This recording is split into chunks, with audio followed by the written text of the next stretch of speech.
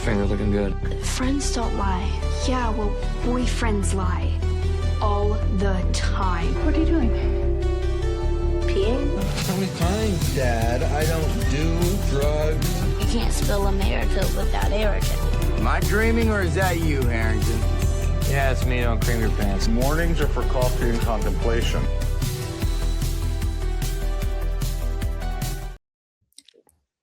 Welcome to Just a Piece of Stranger Things.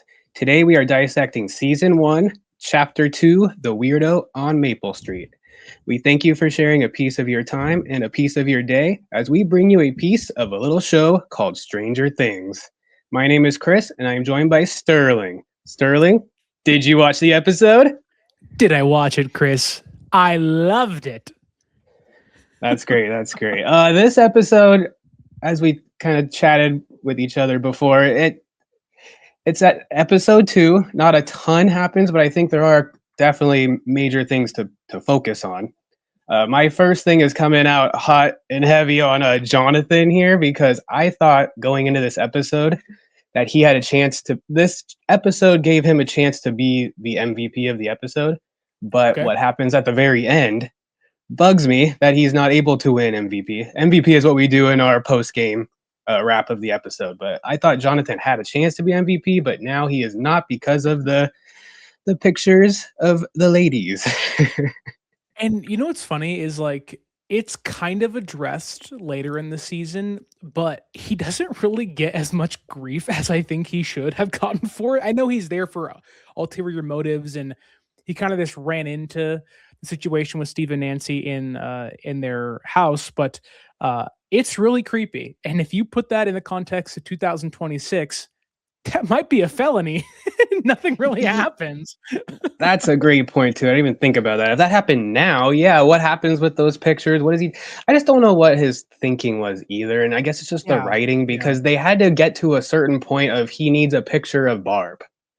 I wonder if there's any way they could have. Demogorgon, right? Yeah, and he gets a photo of the Demogorgon too. We see in episode 3, I think. Yeah, they needed to find a way for him to have a picture of Barb with the Demogorgon and then have Nancy see it, and then they become a duo. But yeah, it just would have been nice if there was a little slightly different way to do that. And I don't even know if there's even a way to do that. But yeah, I don't know either with the context of what we have in this episode, but I do think you're right. And maybe I misspoke early in this episode of saying I loved it. I think it's a really good episode that builds off of what episode 1 was. But yeah, this is where you feel for Jonathan a lot in regards to Will going missing, and you're like really rooting for him, right, to find his brother. Totally. And you do see glimpses of him and Nancy and their kind of budding eventual romance that we see throughout seasons, 1 through 5. But yeah, this is one of the episodes, and maybe the one part of season 1 where you're like, I feel like there should have been more that happened. I know him and Steve get into a fight and they break the camera and everything. We'll get into that later, but I guess maybe you wish there was more backlash from Nancy because she's the victim in all of this. That's interesting. Yeah, I think she was just very focused on Barb, and she saw this picture of Barb. She goes, maybe he can help me. And then I don't know. I wonder. There's a scene like in this episode where was there a connection with them prior to the picture taking? We'll get there in the episode. But maybe she just likes Jonathan. She's looking past it. I mean, it's just the writing, and they needed to get to a certain point, so that's where they got to. So I have a theory that I can maybe draw into my own experiences with Jonathan and Nancy, but we can get into that as the episode progresses. Okay. But so, anyways, also the episode it's very Mike and 11 heavy. It's draws a lot from the movie E.T. Yeah, with Elliot and the alien. Mike will stay at home, or he'll sneak back home and spend some time with Elle at home, showing her a few things. So just another talking point that I noticed. Well, and we see later on in the season when she has the wig on, like that's very E.T. Like yes, like it's very, you were ripping off E.T. with 11. Totally, I mean, totally. 11, Elliot, Elle, like it all kind of, it's an homage for sure, but will not be the last homage you see through the next 5 seasons of the show. The Back to the Future season 3 stuff is right in your face, which is really fun, but also to some really annoying, but I'm not one of those people. However, yeah, I this is one of the seasons where I don't think the 80s nostalgia is like, yeah, it's there and like it's obvious, but like it's not like beating you over the head. It's more of like an endearing, cute thing because they're children. And I think I like it more, at least at this point in time. Maybe it'll change as we go on. But yes, like you said, very ET focused and heavy in episode 2. Totally. Well, and then so we should always start. I'm not sure how long we have to start off by saying this in every episode, but we are spoiler heavy. We like to compare these episodes to later seasons, so something to point out. We like to start with our pregame, which is what we're already doing and almost done with, I would say. We're going to go straight into our play-by-play. We are drunk in the pregame, Chris. We are. Well, I came in with the Jonathan. I came in with the Jonathan stuff. That was just kind of bugging me because I did like his character a lot in this first season, but then his character just goes by the wayside later on, which is probably just due to the writing. They just weren't sure what to do with him afterwards, which is unfortunate, but it's just the way it went. But we'll get into our play-by-play, which is our scene-by-scene breakdown, and then at the end we will do our post-game. We hand out MVP that I already mentioned, and a couple other things. So shall we? It's gonna be fun. Let's get into it. We start off with a stormy night. We're back in Mike's basement. Whoa! And you have to introduce the name of the episode first. Stranger Things. Thank you. I forgot. Season 1, Chapter 2, The Weirdo on Maple Street. Thank you, Sterling. Sterling, we're not there yet. Opening credits are afterwards. Yes. Okay, so I guess we can't say we could do the Tadum part, the Tadum where they go, where we melt into the ground, and then there's a couple bicycles. We talked about that too last time. Okay, can we get to the stormy night? Yes. Okay, and I guess we saw what we saw 11 at the end of the last episode. So my assumption is she just hopped on the back of Mike's bike and they rode home. We won't get to see some sort of that scene till another episode, but I guess they just rode home in the stormy night. We're back in Mike's basement, and we got the 3 kids, Dustin, Mike, Lucas, and they're all just rapidly questioning 11. And Dustin's like, "Oh, I bet she's deaf," and he claps and she flinches, so he goes, "Oh, she's not deaf." But they need to get her some clothes, so Mike gets her some clothes, and I like how the point where she felt them on her cheek because they're nice and soft because she's only been wearing hospital gowns for her whole life. Right. Poor 11. Now she's about to get changed, but just right then and there, right away, and they all go, "Whoa, whoa, whoa, whoa!" This is where we get Dustin for the second episode in a row, mind you, going, "Oh my god, oh my god, oh my god," because in the first episode he was doing that from the dice roll, if you remember. Mike stops her. He goes, "No, bathroom, privacy. Let's go shut the door." But as they go to shut the door, she doesn't want to shut. Remember that? And then she leaves it 3 inches, which is a callback to our call forward, I guess, to season. Call forward. I think is the right foreshadowing. word. Thank you. To that season 3 when Hopper wants her to hold the door open 3 inches. Right. And she also says no. And then Mike goes, "Oh, you can talk." So that's her first word to him, looks like. Then we jump to the boys. They're talking about what happened while she's changing. They're talking about what happened. Dustin's saying, "She went like this," and he lifts his hands up and he loses his hat, which I thought was a funny part. He kind of looks back. He's like, keep going. I just wonder if that was like the actor just going, just keep going, play through it. It definitely felt like an improvised part of the show. Like they'd done like 5 takes already, and he was like, "This one's going well. I'm not going to stop in the middle of with my hat on the ground." Yeah, I like that part. And then Lucas, we got to call out to Penhurst. He goes, "I bet she escaped from Penhurst," which is I said call forward. You said foreshadowing to was that season 4? They end up actually going to Penhurst, which is where Victor Creel is being. He's Vecna's being held. father is exactly played by the great Robert Englund, that of Freddy Krueger fame. Of course. And then Lucas, he's talking about how we went out to find Will, but we came back with another problem with being 11. He's very Will centered, especially in this episode, and I think this season too. Until he figures out what's going on, he's all about we need to find Will.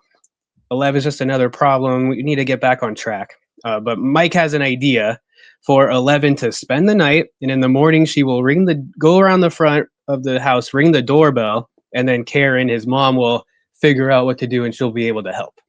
And I just wrote in my notes that I never thought this plan would work or was going to happen. No faith in that plan. Yeah, this is one of those things where you can tell it's just a kid. It's like when, a child plays hide and go seek, but they're clearly like right in the open. They're just covering their eyes, thinking you can't see them. And it's one of those things where like the intellect of a child compared to that of adults is like, okay. Like, Yeah, this plan sounds great. It'll work. Success chance at all. No, and also because I don't.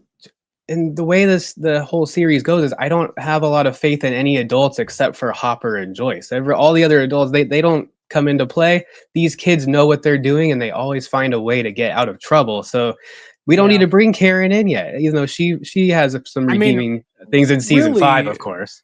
But really, maybe they shouldn't have brought Karen in at all, because season 5 is where I have my biggest gripe with Karen. But I digress. We have 40 episodes still to get there, so I'll hold off on the Karen. Not hate train, just more of like, okay, Karen. Karen. The last little note I had was they built a pretty sweet fort for 11. I like the little fort she's got. Is it like chairs, couple blankets? I love forts. I don't know about you, and obviously the Wheeler's house is awesome. The basement's incredible. Whatever Mike's dad's doing, I need that job. But I don't know about you, but we used to always build forts at my mom and dad's house, my grandparents' house, usually it was pillows. Sometimes you had a box or two and you just kind of get into it with the tent or whatever. But I do miss as an adult being a fort builder. And now I'm like, should I start building forts around my house? Should I start just building them randomly? Sterling in his house just building forts. Your wife comes home from work and goes, "What are you doing?" And you just stand there going, "Nothing." It reminds me of the benchwarmers when like the I don't know what the correct term is, like the tiny person has like the peanut butter fortress. He's in his basement. He's like, I don't remember that one. He's like growling at. No, that reminds me of a Friends episode. Remember, I think it's Joey and Chandler. They're building a fort with all the boxes, and then Ross gets there, and they both look at him with a stunned face, and he goes, and then I think he just runs over and joins in. Yes, right? yes. There is an innate. There is something innate about being a boy and needing to build a fort. And as a grown now 29-year-old man, whenever I see a fort, which is very rare nowadays, I don't have any kids, obviously. But if my child, my future kids, if I'm lucky to have them, ever wants to build a fort, I will say, "This is my fort now. This is mine." I'm sorry. I'm taking over. You've been conquered. I have a 12-year-old, and we have built forts in the past, but they only last minutes because his favorite thing is to just jump on top and destroy it instantly. So they don't last long in our house. It sounds like he's the kid that builds a sandcastle and takes much pleasure in running through it at the beach and destroying it. No, he waits off to the side while people are building the sandcastle and waits for them to be just done so he can run over and destroy it, which has happened before. And you're like, "No." Oh God, I know it's coming. I'm like, no. Oh, I'm like, just go. They'll rebuild it. It's fine. You can see it coming, and you're just like, "This is gonna be someone's gonna be upset. Some kids are gonna be upset." Yes. Let's rewind a bit though in the episode, because I do love the contrast in how episode 1 begins and how episode 2 begins. Episode 1 begins really quiet at night. Yes, you have the Demogorgon killing the doctor at the lab or the scientist at the lab, but it's really quiet. You can hear the sprinklers at the Wheeler house. It's all kind of calm, building up towards Will being taken. Those sprinklers were a day too early. Now it's pouring out. I was going to say, like, this episode, it's storming. There's lightning. There's thunder, and like it kind of not like builds, but like it like signifies like chaos has come to the Wheeler house and to these children. And I do like that. I also like going back to Dustin asking 11 all the questions, like clapping in her face, saying, "Are you deaf?" He also goes, "Do you have cancer?" Dude, like, I know the kids, and those questions maybe are not as taboo or inappropriate for children because they don't know any better, but I did find it really funny how straightforward he is. But I do like Mike taking the lead, giving 11 clothes and kind of teaching her where to change and kind of being her first glimpse of what being a real child is like. She never had that before. And I think, she's kind of in a culture shock, and we see that as that the season goes on. But all she's known is the lab, and she was taken from her mom early in her life and everything, and all she's known is Papa and the other boys that were there, or other children in the lab with her that had powers. But I also like the fact that kind of moving a little bit longer or kind of further into this part where I don't know if we got there yet, but she shows Mike her tattoo. We're just about there. Okay, so perfect transition. Yes. I do like that she shows Mike her tattoo, and if you compare that to how she reacted to Benny in the first episode, she's very reluctant. He kind of looks and goes, is that a tattoo? And she pulls back. And in this episode, she's willingly showing Mike what her tattoo is, because there is that comfortability of, I can't trust adults. I've been abused by them my entire life. I can't trust Papa. I can't trust those, even if maybe there is a little bit of that with Benny as she's around him longer and learns to kind of trust that he's a good guy. There is the innate trust in her that I can trust Mike. I can trust Lucas to some degree, and Dustin more than I could a normal adult. And it's funny, even with that, I love the fact that Lucas is challenging Mike at every step of the way, because it does give you that back and forth of like, we know there's intrigue in 11, us as the viewer, us as the characters of the show. But there is that part of it where it's like, what are you doing? Like, you just found this random girl in the woods and you brought her into your house. You don't know if she's a runaway, if she's a stray, if she, is a villain, which is kind of what they've been hinting at, which is not true in the first episode. But Lucas challenging Mike and kind of taking that second in command role. I know, we talked about off air that, Lucas and Mike maybe have known each other longer than a lot of other people, like Dustin, kind of not being around as much as Lucas and Mike have around each other. And I think you get that comfortability of like, we've been friends since the beginning. Like, we can butt heads and be okay. And I think it's nice to have Lucas check Mike at times, even if Mike disagrees, because you don't really get that, at least from what I can remember through seasons 3 and 4 and 5. You get more of that here, where Lucas does take more of a front row to kind of push him back on 11, or kind of bringing her into the fold. And I do like that, because he's right. Like, you don't know who this girl is, and your best friend is gone. Why do you care about this girl? Like, forget her. We have bigger fish to fry. Our best friend is missing. We have no idea where he's at. Yeah. And you're like, totally. I have a crush. And Lucas is like, I don't care. Well, definitely it's Lucas and Mike. You can tell they have a slightly more of a bond. And I do vaguely remember, I forget if it's this season or next season, where there is a part where Dustin mentions that he was the last to join their crew. Like, I think he didn't show up to their elementary school till later on, like 3rd or 4th grade or something. Okay. So that's kind of where that comes from. And then also, which would make sense. Well, yes. And I think later in this episode, you'll see that Mike mentions that their radio signal between him and Lucas is stronger. So they live closer to each other. Okay. So maybe they've just known each other longer. But yes, definitely Mike and Lucas together this season for sure. And I think you do get a little hint of that in season 5 as well, which is nice for them to kind of call back to their closeness in season 1. But season 5. we kind of already touched on some of this scene, but we'll just go through it really quick. It was Dustin and Lucas leave, and so that's when Mike sees the tattoo on 11. You mentioned that. Yeah. I think it also, she realized with Benny that this is how I can show people what my name is. So, but also because he's a kid, she reaches out to him easier than an adult like Benny. But he goes, "Is that a tattoo? That's your name?" And I liked how he didn't judge her by that being her name. He almost thinks it's cool. He goes, and then he goes, "Well, my name's Michael, or my name's Mike, short for Michael. So let's call you L, short for 11." And she goes, she likes that. Yeah, she likes it. And so the end of the scene is Mike needs to go to bed, and 11 peeks out from under her fort and goes, "Night, Mike," in just this like sweet little innocent voice and face and like little puppy dog eyes. So, and that is, I put on my notes, this is where I said, okay, we may have thought she might be a bad guy, but now she's not a bad guy.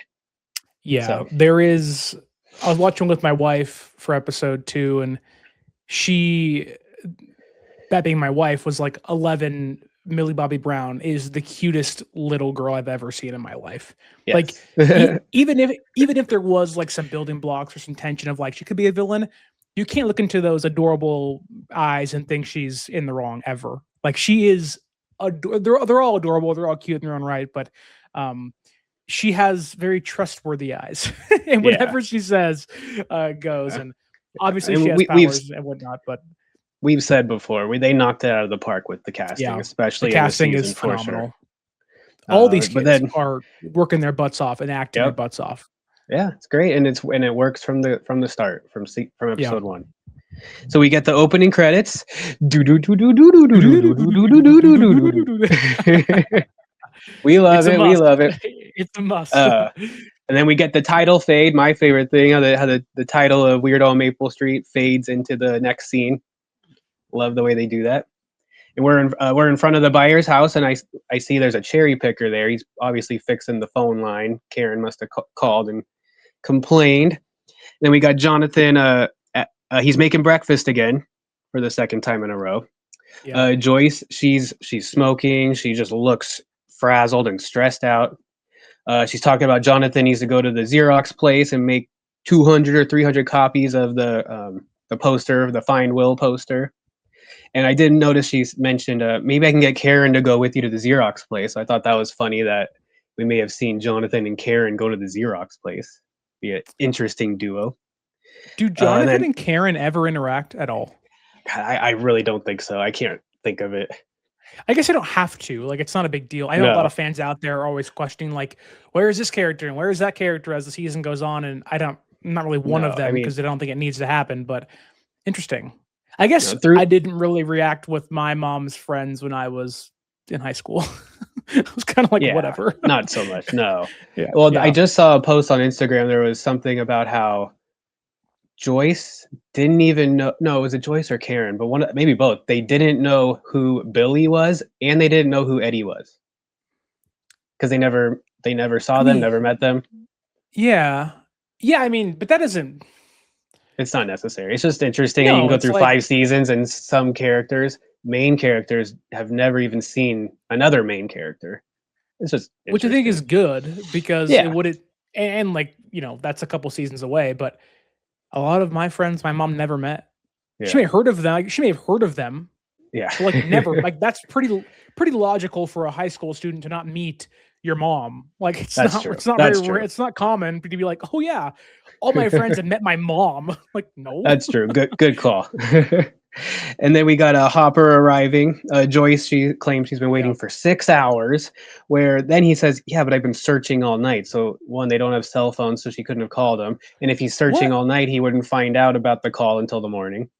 What time are we to assume this is at?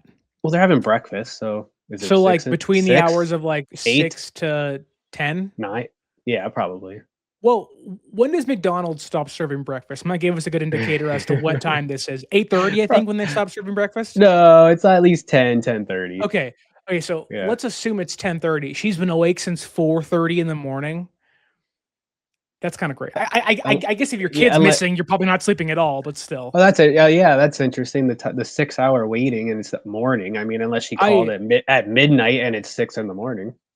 I also did like that Jonathan, and I know you have a gripe with him as we progress into the episode, but I do like the fact that with all the weight on his shoulders, he broke down at the end of the last episode, kind of like blaming himself for what happened and everything. Like he's still responsible for like talking Joyce off the edge. It's like, dude, Joyce, I know you're missing your kid and that's unbearable in its own right, but like, you gotta give Jonathan a break. He's still making breakfast. Right back to a same routine of like, what do I do every single day to help my mom out? And you mentioned like he has to make breakfast, talk his mom off the ledge, who's smoking a cigarette at 6 in the morning, 10:30 in the morning, and then off has to go make copies for a missing brother. Like he's doing so much, and I think anybody would in that position, but it's just like there's so much on his plate, man. I feel so bad for him still. Yeah, he runs the ship around there, I guess. Yes. Anyways, we got Hopper. He goes, "Hey, you got a phone call?" And so they go over to look at her phone, which got zapped. And he goes, "Oh, it looks like the storm barbecued it pretty good." I don't know. And then Jonathan says, can we trace the call? And Hop goes, it doesn't work like that. He completely blows it off. It doesn't work like that. I just thought that was interesting. Like, maybe they could trace calls back then, but maybe not. I'm not sure. I guess the technology, probably not in like 1983 in Hawkins. Maybe because I know Hopper's from like a bigger city. He's a bigger city cop that moved to Hawkins, right? I feel like Hawkins lab could trace it, but maybe not Hawkins police department. Let's go with that. Right. The technology in place at Hawkins PD is not very high tech, as we see throughout the years. Yeah. And then Joyce says that it was Will breathing into the phone, and Hopper just goes, "Oh, it's probably prank calls." But then Joyce goes, "Wouldn't you know if it was your daughter?" And I thought that was because the way he changes instantly. He turns away. It's very emotional, very powerful acted scene because his face he gets so sad, turns away. He's like, I can't even look, can't even deal with this. Yeah, it's such like a deep character moment, and like I know that as the seasons go on, I think the show relies too much on flashbacks. And I think like trust your audience a bit, and maybe that was a Netflix mandate. I know they have a big reason or hand in that, but like I like that even because there really isn't things you can flash back to because it's season 1. Like there are no flashbacks really. Like I like the fact that, but they do it well. They do it well where you don't even notice. Actually, I've mentioned that before. They do the flashbacks very seamlessly. Or like the first episode with Joyce and Will in the castle. Byers. Yeah. And then in this one, we're coming up to it. Yeah. Well, I was going to say, like, I really like this because I think anybody can relate to this. And I know I don't know exactly the time frame from Hopper losing his kid to Joyce losing Will. But like when you lose somebody you love, like your first reaction when it's like fresh is, I don't want to talk about it. And like, maybe you're still emotional and like, I haven't lost a kid. I hope I never have to deal with that. It's a very terrible thing, but like that never goes away, like ever. No, and so like to have that constant Band-Aid ripped off, it's like, okay, like, yeah, I like Hopper's kind of trying to put himself in Joyce's shoes of like, I've been through this. And like, this is in maybe a lesser extent kind of tearing the Band-Aid off somewhat again for me because somebody I've known for a long time has now lost their kid. And I can put myself in their shoes. And you kind of see that as the show goes on of like, I want to find Will at any cost because I know what it's like to go through this. And you even see it in the exchange with Jonathan later in the scene, which we can get to. So go ahead. Well, yeah, it's because he understands more than anybody would. But then he quickly flips it. He just doesn't want to think about anything else. He just flips it to Lonnie and goes, have you heard from Lonnie? No, well, it's been long enough. And he's going to go see Lonnie. And so he goes outside. But this is actually a funny part because this is when we get the Jonathan side run. Do you know about the Jonathan running sideways? His little like skirting. Yeah, so we get the Jonathan side run up to Hop. He's doing like the little karaoke you used to do in like baseball or soccer, like run your legs up. I thought it was interesting when I saw that on Instagram. I'm like, oh, I guess he does do that a few times. But he goes up to Hop and he says, hey, let me go to Lonnie's. If Will sees cops, he will hide. And he says, because he's good at hiding. I thought did not remember these lines, actually. I thought he was talking about Lonnie the first time I read this. Hey, let me go. Yeah, because he goes, let me go, because Lonnie's good at hiding. No, he says Will is good at hiding. Which is actually a super good call out to the way he's hiding in the Upside Down right now. Yeah. I mean, okay, sorry, that foreshadowing there blew my mind though, because I'm like, because we still don't really know. We know he's hiding, but we didn't know how. We see it in season 5 how he was, but this one line here made me go, okay, maybe he is really good at hiding. Jonathan thinks so. Is like we get to know so many characters in season 1, and we really don't get to know Will a lot. It's there, but his entire character arc, how we learn about him, is through everybody else. And like, it's at least in this season, and it's small tidbits where it's like, oh, like who is Will? You learn from the first episode he's kind of different. People think he's weird, and we learn what that means as the show goes on. But in this episode, we learn that he's really good at hiding, probably because he's really small, but like he just can evade a lot of stuff, and you learn that's how he survives. And that's not a big thing, but it is something that you learn about Will that they don't have to show you. They can just tell you in a small moment, in a glimpse, a flash of words. I didn't even notice it the first 5 times I watched this because I'm watching it closely now. Now is when I noticed it though. So I thought that was the first 2 episodes are so well written. They are. But then the last line, Will is good at hiding. Hop goes, well, cops are good at finding. And then that's the end of that scene. Do you, and then we do you like before we go on? I really like this sense of Hopper telling Jonathan you need to stay with your mom. You need to be with your mom. Sure.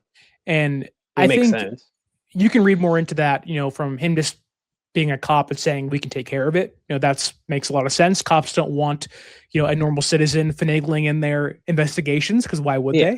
But on top of that, I read it as I know what it's like to lose a kid. Me and my wife were trying to cope with that loss, and we were trying to do it together, but we couldn't because I couldn't be there for her and she couldn't be there for me. And it was really hard. And I know that your mom right now needs you because I needed somebody because I wasn't there for my wife. My wife couldn't be there for me, but you can be there for your mom at this point in time. And it's like Hopper already in season 1 trying to protect Joyce and kind of make her not have to go through this process because he's assuming Will's dead. Like we're all assuming Will's dead because no one thinks there's Demogorgons out there. Like he's trying to protect her from, that process of what he had to go through and how terrible it was. And, I'm sure in some roundabout way, like her either hurting or kind of neglecting Jonathan on top of that, because I'm sure he did that too, which is why the marriage ended with him and his wife. Like, there's so many layers to that small statement that Hopper gives. I am hoping he's not assuming he's dead yet. I'm hoping he still feels that hope because he doesn't seem totally lost for hope until they find the dummy body in the quarry in the water. So hopefully there's still hope there. I wonder if he's holding out hope simply because he doesn't want to lose another kid. And I'm sure that's what I think. Yes. Like I'm not a cop, obviously. But like there has to be some sense of responsibility for your town and like your people. And I don't think I'm sure he became a cop because he wants to protect people. And like when you have a city like Hawkins really small and like you fail to protect them from somebody or something like a Demogorgon, like there has to be that sense of I failed. And I don't think Hopper wants to have to go through that selfishly again of I failed another kid in my life and I couldn't save my daughter and now I couldn't save Will, which we know isn't the case, but still. Yeah. Well, and we know just because we've seen the whole series, he has a lot of demons. Yes, a lot. Yes. We'll jump cut to Ego's popping up at the Wheeler's house. Mike pockets an Ego, and then he's eating really fast at the table because he wants to get back to 11, Nancy goes, that's disgusting. And then Mike looks at her and goes, did you do a lot of studying last night? I love it. And then, they're just calling out each other that they know what's going on. Then he said something, was it a test on human anatomy? I thought that was that was a good line. Then they're kicking each other's feet and, they're both hiding something. When I think of this, I think of the George Lopez show. I don't know why, because I don't know if you've ever seen that show, but Carmen and Max are the children, but they share a wall. And I don't know if Mike and Nancy do. I don't remember the house layout. But like if she's on the phone, he can hear everything she's saying. So my thought is, and he saw Steve going up to her window a couple nights ago or whatever it was. So like, I'm sure he's like, I have all the info my parents don't have and I can hold it over your head, similar to what the George Lopez show does with Max and Carmen. But I love Mike and Nancy. The back and forth is so fun. Yeah, we don't get much of it, I think, after this season. Maybe a little bit next, but not till season 5 again. Like, there's a lot of things in this season that you just don't see until season 5. So it's kind of interesting. Is this the part where Mike has syrup on his eggs? That was the first episode, I believe. Okay. Yeah. I asked my wife, I was like, do you like, have you ever had that? She was like, that's the grossest thing I ever heard in my life. And I was like, have you tried it? It actually isn't that bad. It's not bad. No, especially if you're at a restaurant and you pour it on your pancakes or your French toast and some seeps over to the eggs. That's when I have it. I don't physically pour on top of the eggs. I will say, I know it's rather off topic, but when Elf came out in like 2003 and he was putting syrup on his spaghetti. The spaghetti? You boy ventured a little too far into the rabbit hole. He was putting syrup on his spaghetti. You tried it? Oh my god, that's so funny. It's good, man. It's good. I bet it is. I mean, it's just sugar. Sugar usually makes a lot of things taste good. Eggs, spaghetti, All doesn't right. matter. All right, we're in the basement. We're giving A goes to 11. She's holding a radio, and she's underneath her little fort in the basement holding a radio. And Mike says, "Oh, there's a weak signal. That's why I can only talk to Lucas because he's closest." So that's where the line comes from. And I just thought to myself, okay, season 3, Dustin developed Cerebro so that they could use radios everywhere. Apparently, I mean, these are magic radios in season 4, especially season 5. I mean, in season 5, they're using radios to go to the upside down, which I don't even. We'll get there when we get there because I don't know how that works either. Don't question it, man. Just be along for the ride. But in season 1, oh, we got a weak radio. But don't worry, that it's coming up where that radio can reach like down that. It went all the way down to like that Nazi base in like season 3. Interdimensional wormholes can't stop radio wavelengths in Hawkins anymore. Yeah. So then we jump to Mike. He's telling 11 the plan again to go around to ring the doorbell, and then his mom will help. And you get 11 just goes, no. And Mike goes, no? What, you can't just go around and ring the doorbell? No. And then Mike, and then he goes, you're in trouble, aren't you? Do you think that's because she doesn't trust adults? Like, I don't want to leave because I know I'm safe right now. I don't want to leave. She doesn't want Karen to call for help because she knows any call for help will just bring Brenner and the lab. So I guess that's all we could think of. Adults equals a call to Brenner. So but somehow Mike sends something. He goes, "You're in trouble, aren't you?" And she just shakes her head. He goes, "With who?" And all she says is, "Bad." And then Mike goes, "Bad people? They want to hurt you?" And then that's when we get the first finger gun to the head for 11 to Mike. And all she says, I love it, how she goes, "Understand." I mean, her understand, like that was serious. Like that was like the first like serious word we got out of 11's mouth. So I thought that was cool. And then Mike, go ahead. No, I was gonna say, yeah, you're right. You're right. Yeah. And then we got Mike. He has to go to school. Karen calls. You got to go to school. He goes, "Wait here. I'll be back." And then we just get a quick cut to Brenner, and he's listening to Joyce calling on the phone. It's a recording of Joyce calling about how Will was talking on the phone. Maybe when she was calling Hopper at the police station to say, "Oh, I got this call from Will. Call me back or come see me." And then we get a cut to the woods where everyone's looking for Will. Everyone's calling for Will. Will. And then Hopper walks up and he walks up to Powell and Callahan and says, "Oh, Joyce is one step away from falling off the edge." And then you get Powell who goes, "Well, she's been like that for a while, hasn't she?" And then this is where Hop just is annoyed by that. And so he goes, "Hey, show some class. Her kid's missing." I love that. And then I really like that because one, she calls him Hop, which I think shows and indicates they have history together. And you kind of get that question asked like right the very next line here. And I do think it shows that, well, yes, we know they went to high school together and we know they have now 5 seasons of history post Joe being over, but like you do get that they have a past, whether it's like physically together or like, you know, emotionally together. Like you do get a sense of, you say physically because then that's the next line is Callahan. He's super annoying, but he's got good funny lines. Just being annoying. Yeah. He goes, I love him. Hop walks away and he asks Pal, "They screwed before, huh?" And Pal just kind of rolls his eyes, and then Callahan goes, well, did they? We don't get the answer, but just how he's like, "Well, did they?" You have to believe that at some point there was a little bit of that there. Now, whether they did or not, like Joyce wasn't always, you know, a single mother with, you know, maybe a no good for nothing baby daddy, whatever it was. Like you see the flashback in season 5, and like she seems like she's cleaned up and she's like astute and like she's in the play and everything. Like she does seem like she has her life together in high school, which, you know, isn't hard to do, but still, like she wasn't always the kooky, crazy lady, at the end of the street that people were like, Wheeler, Joyce Byers. Yeah.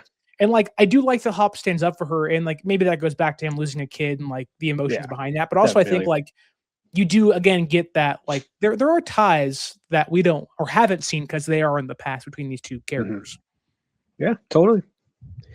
And then we jump ahead to the Hawkins hallway. Steve. You got Steve. Steve is inviting Nancy and Barb to a party at their parentless house, right? Yes. Tommy H and Carol are going to be there, and this is their first appearance. It's always Tom. It's always Tommy H. What do you think? Why does he get the H?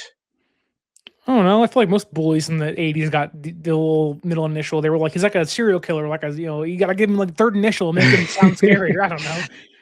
That only stands out to me because I was Chris O in elementary school because at one point we had eight Chris's in one class at one point. I looked it up. I was born in 89 and it was number 2 on the list for baby names. so many Chris's. I mean, we had 8 Chris's and I think 2 Christinas. As somebody who has never had to share a classroom with somebody named Sterling, because I know who they're talking to. That's pretty funny. I feel like for myself, a lot of the common names were like Alyssa. We had so many Alyssas growing up in the early 2000s. It was like Alyssa H, Alyssa B, Alyssa R. Wow. And it was like, you got to look that up. It's like, stop naming your kids Alyssa. Okay, stop it. It's a popular one in whenever year you were born, apparently. Moving on. I also put here? My notes in all cap say Steve with like 4 He loves Steve. Who doesn't love Steve? But I can't stand Tommy H and Carol in this one. I mean, they're just the stereotypical 80s high school bullies. And they're standing there just jerks the whole time. But anyways, we got a party on a Tuesday. They go on a Tuesday. They're making fun of her. But I also agree. Nancy's right. We got a party on a Tuesday? Like, who goes to a party on a Tuesday? I mean, I don't see that working very much. Then you got night, and it's nights for tacos. You don't skip Taco Tuesdays or parties. What are we doing? It's Taco Tuesday. Do you know who the Try Guys are? Who? The Try Guys? No. They're on YouTube, but one of their videos, Keith is like one of the main people. He does a lot of food reviews. He calls it White People Taco Night. Oh God. That was so funny. That's funny. But then we got Jonathan. He's behind them hanging the missing posters on the wall. And then you got Steve who goes, oh God, that's depressing. Didn't really like that quote too much from Steve. But then Tommy H, it's okay. He makes up for it because he goes, I bet he killed him. And then Steve goes, shut up. Like Tommy H and Carol are just worst. There's only one person who's even worse. They're about to show up, but they're terrible. I can't stand Tommy H. Can't stand Carol. I will say, I can see myself saying what Steve said. I don't think it's too far out of line of like, well, that's kind of sad. Yeah. Maybe the tone of his voice wasn't great. But also I can, having grown up in the mid 2000s where maybe comedy was a little bit more meaner than it is nowadays. I could see one of my friends saying that, like jokingly, and it being like, okay, like I know you're joking, but like it's a little too far. Like we need like Nancy right there.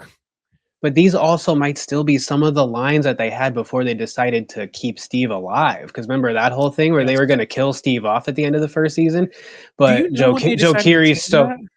I'm not sure, but Joe Keery's so awesome. I wonder if halfway through they are like, okay, we're keeping him, rewrite half this thing, or at least the end.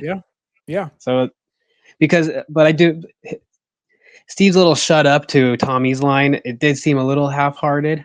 Like just the way he's delivering the lines, like you said. Yeah. It's like, shut up. And then we got, Nancy goes over and says sorry to Jonathan. She walks over and she's talking to him about, it's hard. We're all thinking of you. And then this is where I thought there might be a little sense of something there between them. Did you sense that too? Oh, 100%. I have in my notes, we get our first tender Nancy and Jonathan moment here. It's like, she's probably the first person that has showed him the time of day in a long time. And it's nice to him. And like, he does get that, because like we talked about, for 2 episodes ish now, of like he has so much going on and doesn't have that person to talk to or rely on or just kind of fall into, right? Of like, can you just comfort me for a second? And Nancy, being the kind person she is like seeing somebody in need. And Jonathan's like, oh, like, you're not coming over here to make fun of me. You're not coming over here to take a dig at me or make fun of my mom or my brother or our financial situation or Lonnie. You genuinely mean what you're saying. And that's probably one of the first times he's had that for a very long time, which shows why they were together for a lot of the seasons. It's a good point, and you are very on top of all the Jonathan stuff. You're the Jonathan fan in this season. No, I'm not. Yes, you are. You're getting it. Put that on me. We jump ahead to Mr. Clark. We're in Mr. Clark's class, and there's no Mike there. Lucas and Dustin are discussing how they think the plan failed. Dustin's saying, "What if she slept naked?" Lucas is calling her, "We need to get the freak back to the loony bin and focus on finding Will." Yeah. Like we've said, Lucas is very focused on getting to Will. Forget this girl. Call it loony bin. All that. I do like Dustin. Dustin freaking out about Miss Wheeler finding out that if 11 slept naked, that she would tell his mom and he would get in trouble. Oh, that's right. Yeah. My mom's gonna kill me. It's gonna be something's gonna come. This is all gonna come back to me somehow. That's what kids are always worried about, right? So good. And then we got Mike. He's waiting behind the bushes and the trees for his mom to leave. So she drives away and he sneaks back into his house. We're in the living room. This is where we get the quote of him showing 11 the TV, and it's at 22 inches. It's 10 times bigger than Dustin's. 22 inches is not very big. No. And this is where we get the last time I had a TV under 50. Right? Yeah. Like they're all like they have 200-inch TVs now. It's crazy. Yeah, 22 just sounds so small. It's crazy. With the big box behind it. They're like 500 pounds. You can't move them. Yep. And then this is the lazy boy scene where 11 gets to sit in lazy boy, and this is where Mike goes, "This is where my dad sleeps." I thought that was a funny quote. Do you think there's more to that line, or it's simply my dad? Oh, totally. He sleeps a nap. No, he sleeps. He falls asleep there every night just because that's how Karen prefers it more than anything else. That was my thought of like, yeah, you do get the sense of their marriage might be a little bit broken already. Yeah, we already got that feeling. I think in episode 1. And then we see 11. She likes the lazy boy. She leans it back. She's having fun. Mike leans it back for her. They're having fun playing in Lazy Boy. I remember playing in Lazy Boys when I was a kid too. It's fun. Oh yeah. Whenever you're at your grandparents' house and they have a recliner and you're like, "What is that thing?" Yeah, all my chairs are stationary. They don't go backwards. What is that thing? Next scene is Jonathan. He's in his car driving. We got the Clash playing. Should I stay or should I go now? And then this is the smooth transition to the flashback that I talked about. I like the way they're using their flashbacks right now. He's in his room with Will. They're listening to the song. They're having a good time, but then you hear Joyce arguing on the phone with Lonnie in the background. So Jonathan goes and closes the door. Yeah. And then you get this scene where Jonathan asks Will, he says, speaking of Lonnie, does he ever do anything with you you actually like? You shouldn't like things because people tell you you're supposed to. And I thought that, especially the end of that line, you shouldn't like things just because people tell you you're supposed to. I love that line. I think this is a fantastic moment. Yeah. One, because you have the surface level stuff of, I am the youngest sibling in my family and I have 3 older siblings. And I remember, going into my brother's room, probably annoying him, or my sister's apartment, and probably annoying her at times, of like, I just want to be around you and soak up, everything you have knowledge of and what you like and everything. And this is, I think, a moment that every younger sibling can relate to, of like, my older brother, my older sister is showing me a band they like. And like myself, like my entire music interest is shaped by my brother. And like, we're 8 years apart. So like, I was listening to High School Music when I was like in 4th grade. Probably shouldn't have been, but I was. Yeah. But like, like this is, I think, and it plays a big part into the show in season 1 of Will kind of saving himself and being able to stay focused and kind of think of his family in the upside down and everything. But like this moment on a surface level is really great because every sibling has been there before. But yeah, I do like that, you hear Jonathan tell Will of like, you don't like Lonnie's trying to force you to do quote unquote normal things, I think was the words he used. And he shouldn't do that to you. Yeah. This, I think, whether it's intentional or not, like has so many layers into it simply because of where Will ends up in season 5 of like who he. Yeah, I was just going to mention that. So I don't think we've mentioned that before, but the fact that Will ends up being a gay character in season 5, and he finally comes out to everybody and says that you can jump right back to this scene of seeing him say there is question from episode 2 even in the last one when Joyce mentioned that Lonnie calls Will a fag or queer. Yeah. I'm sorry, we can edit that out. I forget what he called him. No, it's fine. That's what we called him. Okay. We're not saying it because we believe that, this is Lonnie. This is Lonnie, which is why I don't like that guy. Spoiler alert, he's the most hated character for me. Really? I mean, he's an A. No, he's number one. I don't like him more than Vecna. Let's put it that way. I think he's the worst character in the show. Sure. He's like the real human villain. Totally. Like a real life of like, okay, like you're just being a dick. But yes. But what we're trying to say is this is just a great scene that shows that one, Will is different, and we go on to know that he is gay. And this is Jonathan showing he's such a great brother in this scene. You'll see another great scene of him being a big brother in season 4 when they're in the pizza parlor. Yeah. And he proves himself of being a great big brother. And I just think like I said, Jonathan was on track to be the MVP in this episode, and this is the scene that was going to give it to him, but it kind of goes wayside later. But I also think I'm sure Jonathan's point of view, which maybe it wasn't rare, but it may not have been popular, I guess. In 1983, like Jonathan also comes from a place of not being accepted, whether it's because of his mom or his dad or social or financial situation, socioeconomic and stuff. Like I'm sure this is him telling Will, whether it had to do with his sexuality or anything, of just like, look, man, like I know what it's like to not be accepted and loved by society, and like I don't like the things that 1983 America and Hawkins tell me to like. And that's okay. It's okay to not have a ton of friends or be wanted all the time. Yeah, it may be lonely and it stinks, but like you need to be true to yourself more than anything. And that to me is the underlying message of Jonathan through the words he's speaking to Will at this point in time. Yeah. Just great scene. We'll move ahead to Melvald's General Store. This is Joyce is driving up, pulling up to where she works. Do they sell milkshakes? Do they sell milkshakes, Chris? I don't know. I don't know either. And neither does Will Byers, I guess, in season 5. maybe there's a milkshake store next to it or behind it, and he got confused. I don't know. Yeah. I'm not worried. I am not worried. Not worried about that theory. Rite Aid sells ice cream, brother. You don't think Melville sells milkshake? Then they must. It's a small town. You got to have one store deliver everything to you. Exactly. Anyways, Joyce needs a new phone, and she also needs an advance, 2 weeks advance. But Donald, her boss, apparently, he's like, well, I got to pay Jeffrey. And she goes, hey, my boy is missing. I've worked here 10 years. Christmases, Thanksgivings. She puts her foot down. She needs a phone, and she needs her advance. And a pack of Camels. The Anything, Sterling. Your turn, Sterling. There's more? I just pointed to you. I thought you'd take it from there. I finished strong. Yeah, Joyce is a cigarette addict. She loves nicotine. I don't know what else to say.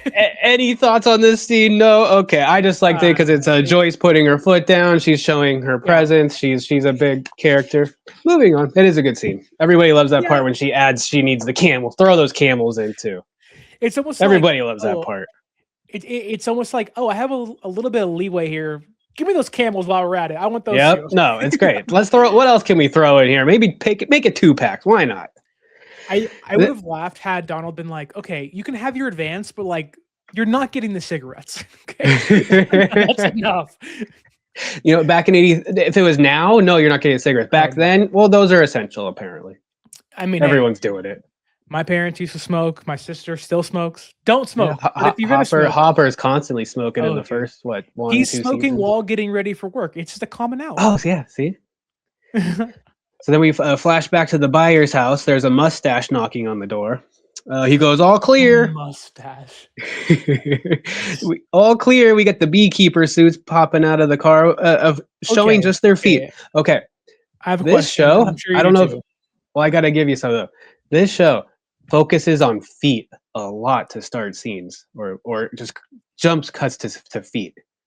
Did Dan I'm just Schneider direct saying. this? Jesus. Is he a big feet guy? I'm just Well, saying. We'll see it later on.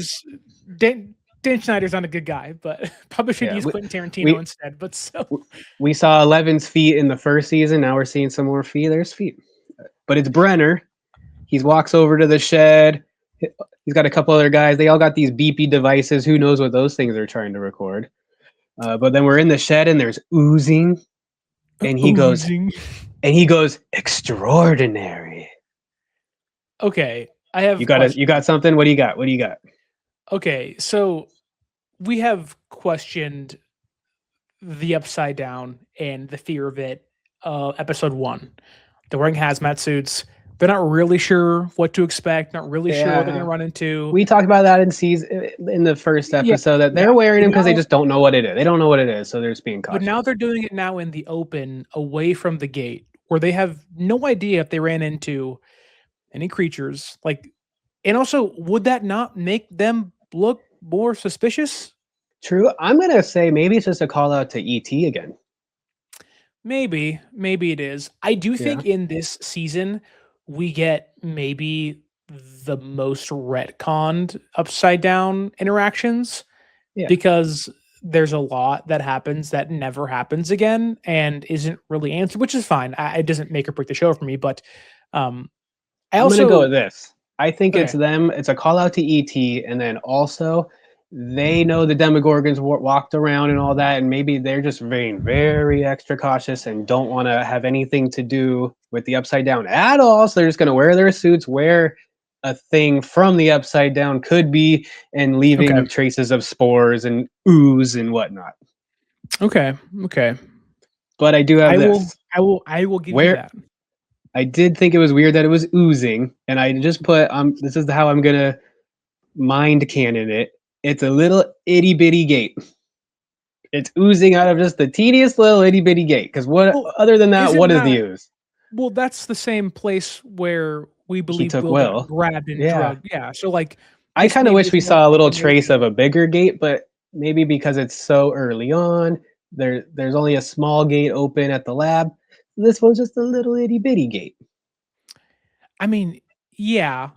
That's my assumption is it's just a single person whoop scooping you in kind of gate thing, it's like a little manhole, but it's to the upside down. I just thought it was interesting that it was oozing in the shed still. But I mean, that's okay. But that's okay. So just trying to get into the Duffer's mind for a second. Are we to believe that the gate oozed, or the Demogorgon had some ooze on him when he left he left the ooze. I like that better. Because to me, it reminds me of Alien a little bit, and we see it as I like that better. He left the ooze. The season goes on, there is more callbacks to Alien in the show. That's true. And the aliens leave a little bit of that resin or kind of ooze or goo as you see, but I do think it makes more logical sense if it was a gate, in that the ooze, as we're calling it, came from the gate, not the Demogorgon. Yeah, that does make more sense. Yeah. Then we jump forward to a pretty good scene. I like it. We're in Mike's room with he's showing 11 his stuff. He shows her Yoda, and he goes, "Here, this is Yoda. He can use the Force to move things with his mind." And 11's just like, "Yeah, whatever. I can do that too." I'm Yoda. Yeah, she's just like, "Cool, I do that." Oh, I thought that was hilarious. Being so nonchalant about powers. Yeah, she's like, "Cool. Yeah, me too. Yeah, me too. I'm like Yoda." And then Mike shows her a dinosaur with the name Rory. I thought that was just a funny name for the dinosaur, Rory. And then 11 sees a picture of Will at the science fair. And she goes up and points to it. And then Mike goes, wait, do you know that? Do you know him? You know Will? Okay, but here's another theory. This might take a little bit. Okay. When did she see Will? Why does she know who he is? That's I what have an answer. I have an answer that I came up with. Okay. I was wondering if you had anything. Well, without trying to step on your toes and what your answer might be, I think we may have answered it a little bit in episode 1. My belief is that she got out of the lab, was running away. Yeah. Maybe saw the Demogorgon maybe chasing her. I don't know. It really is relevant. That's kind of where mine goes too. So the Demogorgon leaves the lab. 11 leaves the lab. She's going through a tunnel. Demogorgon pops a dude's head off in the elevator, goes up top, and then he walks out. And he's just stumbling around Hawkins. and they happen to cross paths. Well, that's what I'm going to go with. They happen to cross because she comes out of the forest to the road, and maybe she's in the bushes right when the Demogorgon does the Tim Allen Okay. and sees Will. She sees this going on. Will runs. Demogorgon follows. Elle follows. Follow me? Oh, okay. Okay. This is where. Yeah. Right. This is crazy. This is crazy theory. This is a crazy theory. Oh, we're breaking the internet right now. Okay, so I'll say it one more time. Will runs home. Demogorgon follows. Elle follows. Okay. Will's doing his thing inside. He runs out to the back to the shed. Demogorgon doesn't go through the house. Demogorgon goes around the house, or he uses his gate to pop up in the shed. Elle is still following. Elle opens the door. Oh, Elle opens the door. She opened the little latch thing. She goes through the door out the back just in time to see the Demogorgon take Will. Oh, give me some. But that doesn't make sense. Why not? Why? I thought I just figured out the whole door thing. I mean, yeah, that's like a very popular theory of like Elle opened the door and they were gonna talk about it in season 5, and maybe it'll give some depth to their characters and what like kind of the catalyst of the show. Yeah. When else would she have seen Will? How do we explain that? So I think maybe you're right that the Demogorgon is chasing after 11. Right, that's the theory we're gonna go with. The Demogorgon's in the middle of the road because it hears Will's bike kind of going by, and it's like, "What's that?" And 11 is in the bushes on the other side of the road where the Demogorgon is chasing her into, and she may have stopped because she heard the bike as well and turned along with the Demogorgon. Demogorgon gets distracted because they're kind of dumb and is like, "Other kid," and like runs after Will instead of 11. And that maybe is how she saw him, not the fact that she opened the door. I think maybe she didn't keep following. Yeah, right. Because she stumbles off to Benny's Burgers. Right, and like, but she could have done that after the Demogorgon took Will in the shed. Then she could stumble to Benny's. But the problem with that is we see the Demogorgon or the shadow of it at the door, and the door starts to open. So like, 11 would have been opening the door for the Demogorgon. It's just a weird edit. We saw him at the door. Will goes out the back. The Demogorgon doesn't even open the door. He transports himself into the shed he rips the hole in the shed somewhere and pops out. But that's why it's confusing, because it is confusing. We never know how she knows who Will is. Yeah. And it's never answered, which it doesn't have to be, I guess. And then like the other theory is Vecna has the, telekinesis with the Demogorgon, taps into the hive mind and uses it, but he doesn't do it again. So it's like, we never really learn how 11 knows Will at all. No. Which is frustrating because it's like also, a big like, what's happening here? It's only slightly frustrating. Just the fact that she had, to me, when I first watched this too, I'm like, well, she has powers. She later has mind powers. I don't really mind just because it keeps the episode going. And a lot of times we just have to just play those games in our head. It's just so the episode can happen. Just so this storyline can happen and we move on. And because we're watching it so closely, that's why we're thinking about it now. Where at the time, I'm not sure if anyone was really that worried about it. Yeah, I mean that does frustrate me from a watcher standpoint that does try to use critical thinking in when I view something, whether it's a movie or a TV show or even if it's, whatever. Like you try to use logic. Okay, how does this work? How does that work? And maybe if this was 1983, maybe I wouldn't feel that way. But now that I do, and Also, it's only episode 2, so you would just think to yourself, "Hey, they're going to answer it later on." Where we already know everything, and it still wasn't really answered. So that's why we're. But that's kind of the frustrating part of like going back and rewatching. You're just like, okay, like you didn't answer a question I didn't think really was a question, but I do think that it became a question or a bigger part of the fan base conversation because of, okay, it's the last season. Are you going to answer it?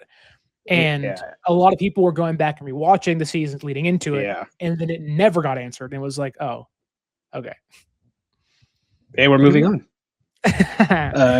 Karen gets home, and this is Elle and Mike were coming down the stairs when Karen got home, and Karen goes, "Hey, Ted, is that you? Is that your tiny feet running back upstairs?"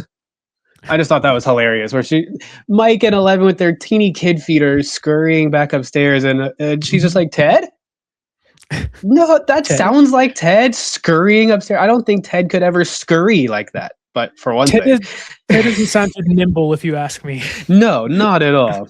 But Mike needs to hide 11 in the closet. He goes, "I won't tell her about you. I promise." And promise seems to be a big thing for 11 because she just looks at him and goes, "Promise." Yeah. It means something you can't ever break. That's what he tells her.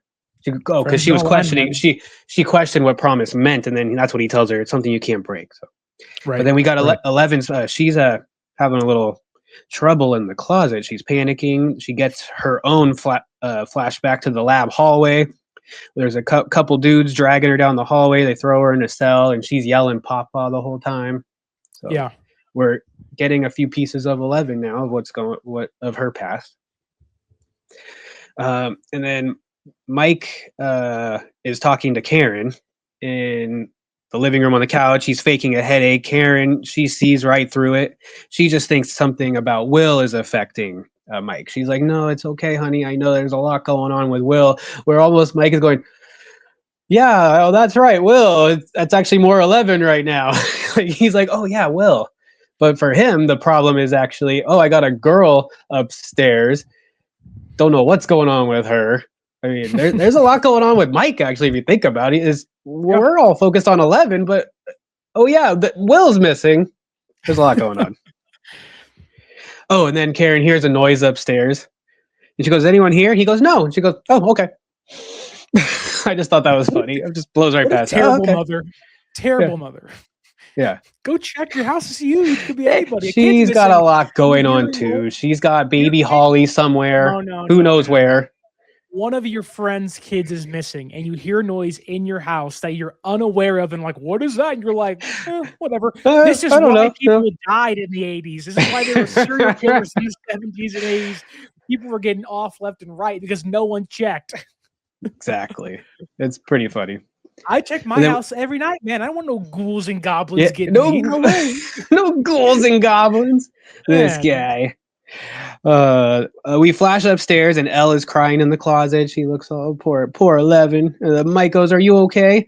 And she just looks at him and goes, "Promise." Poor 11. Promise. Oh, and then all I have for the next scene, it's a really short scene. It's we're at the Byers' house, and I put Joyce has a new phone, and she's got a shorty cord.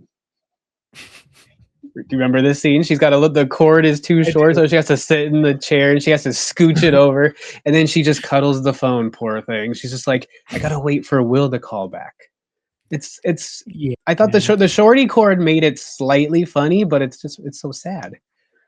It is sad. It is. Yeah. It also shows, and this is probably reading way too deep into it, of like, she has a long cord. She's able to go around her house and have the freedom of doing all these things. And like, whereas now that Will is gone, her entire life has gone from job, work, kids, life to you have one aspect of your life now, and it's attached to Will. Yeah, And that totally. becomes, And that becomes her entire character. and that cord is her lifeline to Will. Exactly. My Oof. boy. Yeah, we jump to the quarry where Hop is standing over the water, 100-foot quarry. drop with Callahan. Yeah. Yeah, the quarry, that drop with Callahan, and he go, "Hey, careful, careful! If you fall, you'd be splat." Callahan goes, "It's okay, I could survive that." And Hop goes, "The water turns to cement at that speed. You'll break every bone in your body." And I love how Callahan goes, "Nah." The way he says "nah" is so funny to me. Nah. And then I think he gets a call from Flo. You got a call from Benny's place, so they got to go to Benny's place. Yes. Then we go to Benny's Burgers. What do I got? Oh, there's a fly covered Benny in the room. They say it looks like a suicide, and Callahan goes, "Must feel like a big city cop again, huh, Hop?" And then Hop has a good line. He goes, "Well, I've mostly dealt with strangers. Benny's my friend." Remember that part? Yeah, I do. Yes, I like that. Yeah. Thought that was another call out to him being the big city cop, and then Hop going, "Yeah, but those are strangers. Benny's my friend." So we got this call out to Benny being his friend, which would have been interesting to see. I got the sense here that Hopper was like, something bigger was happening. Like this, I think is, and maybe it was unintentional again, but like I do get the sense that Hopper is like, this isn't as simple as a kid going missing. Now Benny's dead. Like, what's going on? Well, totally. Yeah, like he's got to start putting all the pieces together. Like there's too much going on in this small little town. One thing's got to lead to the other. Yeah. And then also, like I said before, how Benny was his friend. That'd be interesting to see Benny and Hop together, because Benny was a pretty cool character for the little. Do you think that they went to high school together? They're same maybe. age, around Possibly, there. Like, yeah. They looked, yeah. Like I wonder if they went to high school, they played sports together or whatnot, and Hop went for the big city, and Benny stayed in town and ran his little diner. Like I could very easily see that being their backstory. Oh, that'd be interesting. Yeah, I forgot because Hop came from the big city, so maybe like they knew each other there. Yeah, Hop or like come up with anything. Hop left Hawkins, and Benny was like, I'm staying behind. This is my home. Oh, I see. Yeah. That's right. No, that's interesting. Give me the Hopper and Benny spin-off series. Spin-off series. Yeah, Benny and Hop. And Benny flipping burgers. It's what we want, okay? Hop and Benny. Animate that right now. Get to it, Netflix. Snip, snap. So the next scene has to do with Lonnie's place. So I don't have a lot written for this one because I don't like Lonnie. Okay. But I think it's Jonathan. Well, I think it's Jonathan driving up to Lonnie's. Jonathan, I know he barges in. Lonnie's a prick. That's kind of it for that scene. We're moving on. He like attacks Jonathan, trying to like test his strength. That was weird. But I think it's like, it's like I don't like this term, I guess, but it's like the toxic masculine side of him, where it's like your entire manlyhood is chalked up to, how strong you are. Which it's supposed to be playful, but it didn't look playful with the bigger weird dad doing that to your kid. And like Jonathan doesn't like him, so he's like, you're just an asshole. Yeah, like, you're just being a jerk. Yeah, and Lonnie also kind of downplays Will being missing, like kind of showing like I care, but like I don't. I think really that's care. in the net. That's coming up. I think that was it for that scene, really. Okay, because then we jump. Well, I'd say it felt like Lonnie could really, and it probably stems back into because Lonnie left after Will was born. Like I'm sure a lot of the grief that Joyce and Lonnie have, or beef they have with each other, is because of Will, and Lonnie, saying because he's a jerk to Will all the time, and being mean to him. Like I'm sure Joyce was like, "That's your kid. You need to stop." Now that Will's gone, Lonnie's like, "Oh, okay, like whatever." Like whether because he's homophobic or because he's just being an ass again, both. Like he doesn't really care that Will's missing. He's like, "Oh, whatever, not my problem." Which is also sad, and why Lonnie's the worst. Very sad. Very sad. The next scene is kind of a longer one, but a good scene. We're in Mike's room again. Dustin and Lucas, they get there on their bikes, and Mike brings them into his room. He goes, "She knows about Will." And Lucas says, "Well, then she should tell us about Will." And then Lucas aggressively goes over to her and he's like questioning her, like, tell us about Will. How come you know Will? What's going on? He's kind of aggressive, actually. Like, he kind of shakes her on the shoulders. I don't know if you noticed that. Yes. And then and then Lucas wants to go tell tell Mike's mom. And so he goes, oh no, sorry. Prior to that, Mike says, 11 says adults will put us in danger. Yeah. And Lucas says, sorry, before he goes to try to leave, that's when he says adults will put us in danger. 11. And then Lucas goes, her name is 11. I don't know if we're following this. I'm kind of all over the place on this one right now. But so prior to him going to the door, they mention 11's name, and so Lucas questions like, 11, how do you know that? And he goes, oh, it's L for short, so we get that. And then Dustin says, what kind of danger? And that's when we get the finger gun again. So I forgot about the finger gun, my bad. What kind of danger? Finger gun to the head, and then this is Mike doing that, and then finger gun to the head of Lucas, but that's when Lucas slaps the finger gun. And then he just goes, we're telling your mom, and that's when he runs to the door. But then that's when you get the 11 force slam on the door. And then she locks it. I love this scene because once again, it's Lucas asking all of the right questions. Like, it's something that I think anybody would do in this case. Obviously, you have Mike maybe being the wishful thinker of like, we need to open our minds to what could be possible here. And Lucas is living in the reality of like, they're like, what are you doing, man? Like, I think he's being logical. I think he's pressing 11 in the right ways. Maybe he's being a little more confrontational than he should be, but his friend's missing. That's all he cares about. And he's like, you're playing with this girl. Like, who cares? Like, we have bigger, like I said earlier, bigger fish to fry.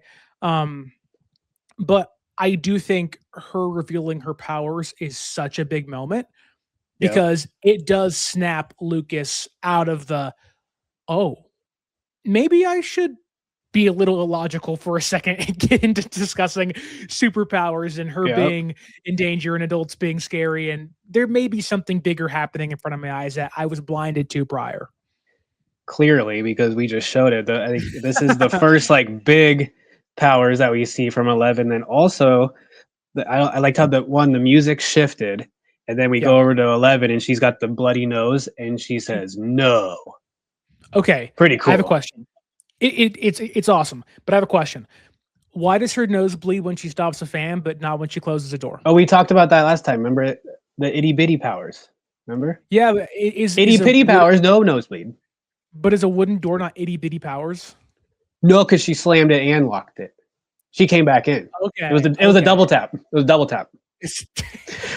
All right, Zombieland is a double tap. She had to use her powers in two ways. Yes, and it was also way cooler for the music to shift and then go over to her, and she's got the bloody nose, and she says no. She looks all cool. Yeah, that to me is enigmatic. Of the show sacrificing logic at times just because it looks really cool. Yeah, I wonder if going back they wish they didn't do the bloody nose thing. She does it for like 4 seasons straight. You're like, bro, I know, but I feel like lost pints of blood. Yeah, but I feel like it would have been easier to not have to deal with the nosebleed all the time for production, for one thing, and then also just having to show it. But we do find like there are times where she doesn't need it for smaller things, and then I don't know. Yeah, I think I saw them talking, the Duffer Brothers, one time saying they wanted a way to show it physically that she's doing something, because psychic abilities are kind of hard to show on camera because it's not a physical thing, it's a mental thing, and you're just moving things with your mind. So just take Henry, like in Vect in the later seasons, he's just moving things around, and you're like, obviously it affects him, but like you do see from a human standpoint, because he really is no longer human then. Yeah. Like from a human standpoint, like it does have an effect on the human body, not maybe a Vecna body. That is a good way to show that it is affecting her physically when she uses her powers. So that was cool. I agree. Yeah. Then the next scene we jump to is just they're outside Lonnie and Jonathan. He does have a cool car. Jonathan checks the trunk. And this is when Lonnie goes, "You want to check up my ass too?" Cool, Lonnie. He's still a prick. Funny, really funny quote though. Yeah, but it's Lonnie. It was funny. Give him credit, Chris. Come on. He asks if Hop is still the chief at Hawkins. He questions Joyce's parenting skills. He's just playing the martyr. Jonathan shoves one of the missing posters on him before he leaves. And then Lonnie's stupid girlfriend has a dumb quote where she goes, "Maybe I'll trade you in for the younger model." Dude, it's when she said that, I audibly went, "Ew," to my wife. She's gross too. I was like, imagine telling the man you're with, like, "Hey, I'm gonna go bang your son instead of cool. He's underage. Gross. He's like 16. Hey, I know. That's illegal. You're gonna go to prison." Right. It did remind me, and it's really random, but it reminded me of Step Brothers when like they're introducing both the John C. Reilly and Will Ferrell, and John C. Reilly's talking to his dad, and he's like, "Okay, picture this. I get out of the shower. I got no shirt on. Goes down to my chest pubes, down to my V of chest pubes, yeah." She goes, I have the old bull, down with the young calf. She grabs my and then the dad goes, "Stop it, stop it." That's when he's had it. Oh man, it's so good. It's Sterling, so good. stop it. I'm cutting you off. Movie's fantastic. All right, we're back to Benny's. Hop is questioning Earl. He's one of the patrons in the previous episode that was at the restaurant eating when 11 was there. Right. He mentions that he saw a kid, probably a boy because of the shaved hair, and he was stealing food. And then that's when Hopper goes, "Wait, you saw a kid? Was it Will? Like, you saw a boy?" He goes, "Oh, no, no, he had a shaved head." No, well, I mean, maybe it could have been Will with the shaved head, but I don't know. But Hop is wide-eyed. He's like, "Wait, okay, maybe we found Will?" Well, I mean, obviously, you got to look into it. Of course. And then we're in Nancy's room. She's on the phone talking to Barb about going to the party and all that. She's trying to talk Barb into going. Then we flash to the Wheelers' dinner table, which I put. This is a much used location in season 1. We're at their dinner table a lot. But we got there's no one eating,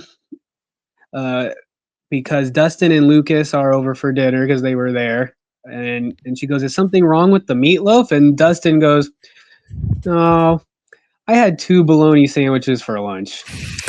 I don't know why. I love it. The way he goes, "I don't know why." This scene also got an audible ew out of me because Mike is the meatloaf, which I don't love meatloaf inherently, but he's eating meatloaf and drinking milk at the same time. Oh, and yeah. Don't get me wrong, like drinking milk is a very Midwest thing for all of your meals. I have family also a little kid thing. I mean, come on, you got to have milk at every meal, right? For the time till you're 12, 13, 14. Having been to Oklahoma plenty of times in the Midwest, like you drink milk for almost all 3 of your meals. It's very common. That doesn't mean it's not disgusting. And look, I love a nice tall glass of cold milk with dessert. Maybe in the morning sometimes. I don't drink it as much now that I'm older, but like I get it. I was there once. You give me a packet of Oreos and we're having some milk and we're having a grand old time here. Milk's favorite cookie. But I'm sorry, don't mix beef and milk. It doesn't go together. It's abhorrent. No milk loaf for you, huh? No milk loaf? No, ever. Ever. Oh my God. Anything else, water. You drink a soda. I would rather have this child have a shot of tequila than drink milk with his meatloaf. Disgusting, Mike Wheeler. Move on. Grow up. Oh, the first minus for Mike. Oh no, Mike. And it's not because it's a character choice. It's just you drinking milk at dinner. So no one's liking the meatloaf, but then Nancy uses this as an opportunity to suck up and goes, "It's delicious, mother." Oh yeah.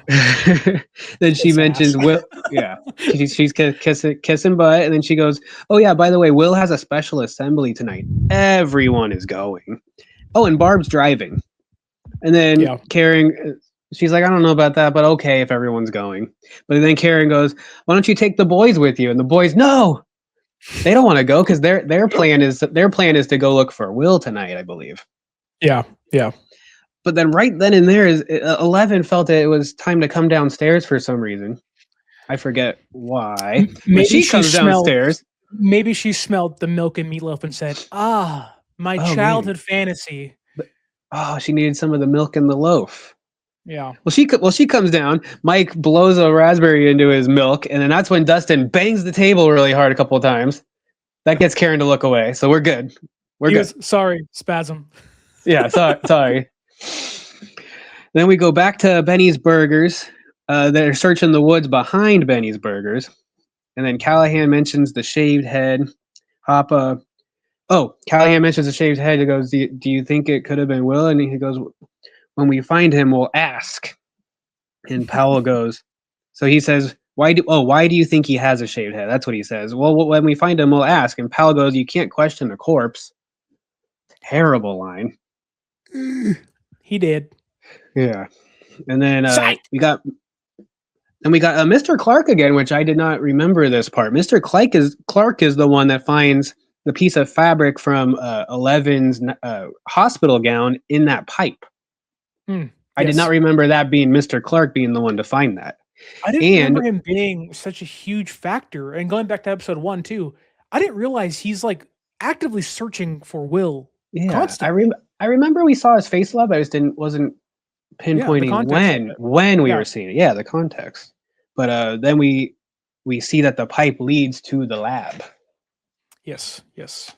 Hopper sees that, so he's going to be focused on the lab. Hippity hop hop. Then we're in the basement. This is a Mike line. Don't worry, there's no adults, just us and Meatloaf. Your favorite, Sterling. I'd do anything for love, but I won't do that. He won't do the milk and the meatloaf. No. Dustin, he goes, we never would have upset you if we knew you had superpowers. Yeah, that's a great line. That's a good line. And Lucas, we were just looking for a friend. And then 11 says, what's a friend? Oh my gosh, she doesn't even know what the word friend means. Yeah, what a stupid little kid. Jeez. It's just so poor 11. So she sad. doesn't know, man. He doesn't know anything. And then they tell her what a friend is. They're explaining it. This is when you get the spit swear between Lucas and Dustin. Yeah, so when Lucas does it to Dustin, and Dustin's just like, ugh, gross. He like wipes his hand on it. Ugh. You can tell he's like, I didn't want to do that. And also like, we don't do that. Yeah, it's not common. It's not common. You see it in movies all the time, but it's not common. That's not a thing. Like the Blood Pact, no one does this. No, we will see it. I think we got a blood pack at the end of this episode or this season. You don't even remember. We do. Jonathan and Nancy. They share the same scar. Were blood packs common in the 80s? I know they're common in films. You know what? They do the act of the blood pack. They don't slap hands. That's right. They draw the blood for the Demogorgon. You're right. That's what it is. Right. See, Chris, you don't even know what you're talking about. We're done here. Moving on. We're in Barb's car. They're gonna park down the street. We love Bob. We love Bob. Oh, poor Bob. He did. Spoiler. We're in Barb's car. They're parking down the street because you can't park in front of their house for some reason, even though there's no parents there. So I don't know what that's about. You can't have the neighbors tie Nancy and Barb back to the house. I guess that's what it is. I guess. But Barb is telling her he just wants to get in your pants. Speaking of Steve, yes, and she goes, it's just gonna be a big orgy with the other two, Tommy H and Carol over there. Yeah. But Nancy's changing. She's got a new bra. Yes. We're at Steve's house. Now we're in front of Steve's house, and then you get Steve opening the door. Hello, ladies. And I just wrote on my notes, he's cool. He's so cool. He's cool. I do like Barb a lot in this episode in particular. Yeah, she's a buzzkill and everything, and I get that. But like that scene though, where she's just trying to be a friend to Nancy and is like, "Hey, like maybe this isn't a good idea." Like, yeah, and it's more just slow down, slow your roll. You're going a little too fast. Like, people think Steve is a jerk. They call him douchebag a few times, so she doesn't want Nancy winding up with a douchebag, I guess. Right? I'm not very pro the Justice for Barb campaign. I do think she is overall kind of annoying. But I do like this scene of her just trying to be a good friend. Just of trying like, to be a hey, friend. you know, like we've all been there with our good friends. Like, you know, maybe just kind of slow your roll a little bit. You know, you're kind of really speeding into things. You know, just pump the brakes and we'll see where things go. Well, But speaking hello, of a good ladies. friend. Well, speaking of a friend, we jump to Hopper's place, and he's in bed with a lady friend. Yeah. I had a I mean, question about just this. do you? Okay, I was just thinking they're just showing like, hey, he's kind of a cool guy. Okay, so He's getting it done out there. Hop is a busy man in the sheets He's and in the busy. streets. You know what I mean? Apparently, he's busy looking for Will, but still finding ways to get ladies to come over. Wow. I was going to say, he's looking in 2 upside downs, if you know what I Okay. mean. Okay, I'll see myself out. I apologize. Okay. I was going to say, Hop is sleeping with Sandra. Who the hell is Sandra? Like, who's this woman? Maybe she's just, some random citizen I feel of Hawkins. like we're supposed to know who she is, and we might see her later on, but I forget right now. Yeah. Okay. She might be the librarian, maybe. Oh, that's a good. Okay. Maybe you're right. Okay. I do like a very small portion of this scene where Hopper just kind of says, "I feel like I'm cursed." Yeah, I had that here. Yeah, he's outside on the balcony. She comes out and he says, "I feel like I'm cursed."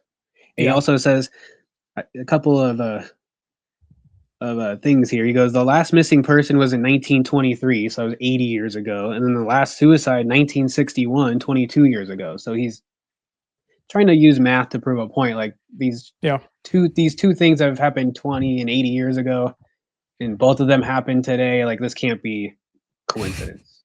Yeah. Or just like it's happening to me. Why me? You know, he's definitely in like his like whatever the word I'm trying to think of. He just kind of been like, oh, you know, if he's in his like his Eeyore phase of like, why bother? All right, Maybe. I don't know. But let's go ahead. This is a big scene, important scene, and I love this one. We're in the basement. We're back in the basement, all the kids and Elle. And you get Lucas going, "What's the weirdo doing?" And that's, speaking of 11, he's still calling her weirdo. But 11, she goes and sits down at the D&D game. And then she closes her eyes, and then the sound shudder. I don't know if you noticed that, because I didn't notice that the first times, but she closes her eyes, the sound shudders as if she's doing something. I don't know if it was very interesting. Something to do with her powers happens there. I don't know what that was. But I have no idea either. I just thought I hadn't noticed that before. But she picks up the wizard, Will, and she flips the board over and then places the wizard on the board. And then that's when we all just are like, what is she doing? And then she says he's hiding. And then she places a Demogorgon next to him. And just kind of just blows everybody's mind. Like it's kind of hard to articulate how important this scene is, but visually it's pretty cool. Oh, yes. One, because the upside down hint. Which it's still kind of, I'm trying to remember looking back, did I fully grasp what she was talking about? Maybe I did, but just the way they use like the D&D board and the way they use props in this show to try to explain the science or the D&D of what's going on. You'll see scenes like this throughout the series, and it's just really cool how they try to find these ways to dumb it down and make it easy for us to understand what's going on.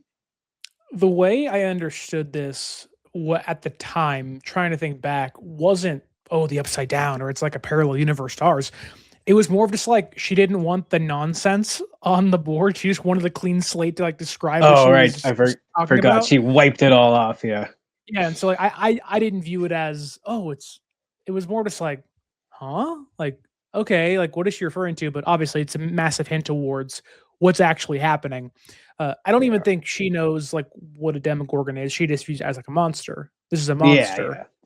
Which, as the audience, as the kids, they're like, Demogorgon. I think I forgot to mention when she picked up the wizard, she said "will" before she placed it down.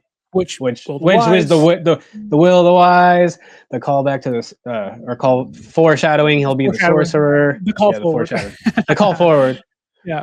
Oh man. I also wondered, and it kind of happens as the show goes on, but like the characters are giving these names to these creatures: Demogorgon, Demodogs, Demobats, Yeah. Vecna. Like, I do wonder if like one of the kids happened to call Henry Vecna, he'd be like, "Who?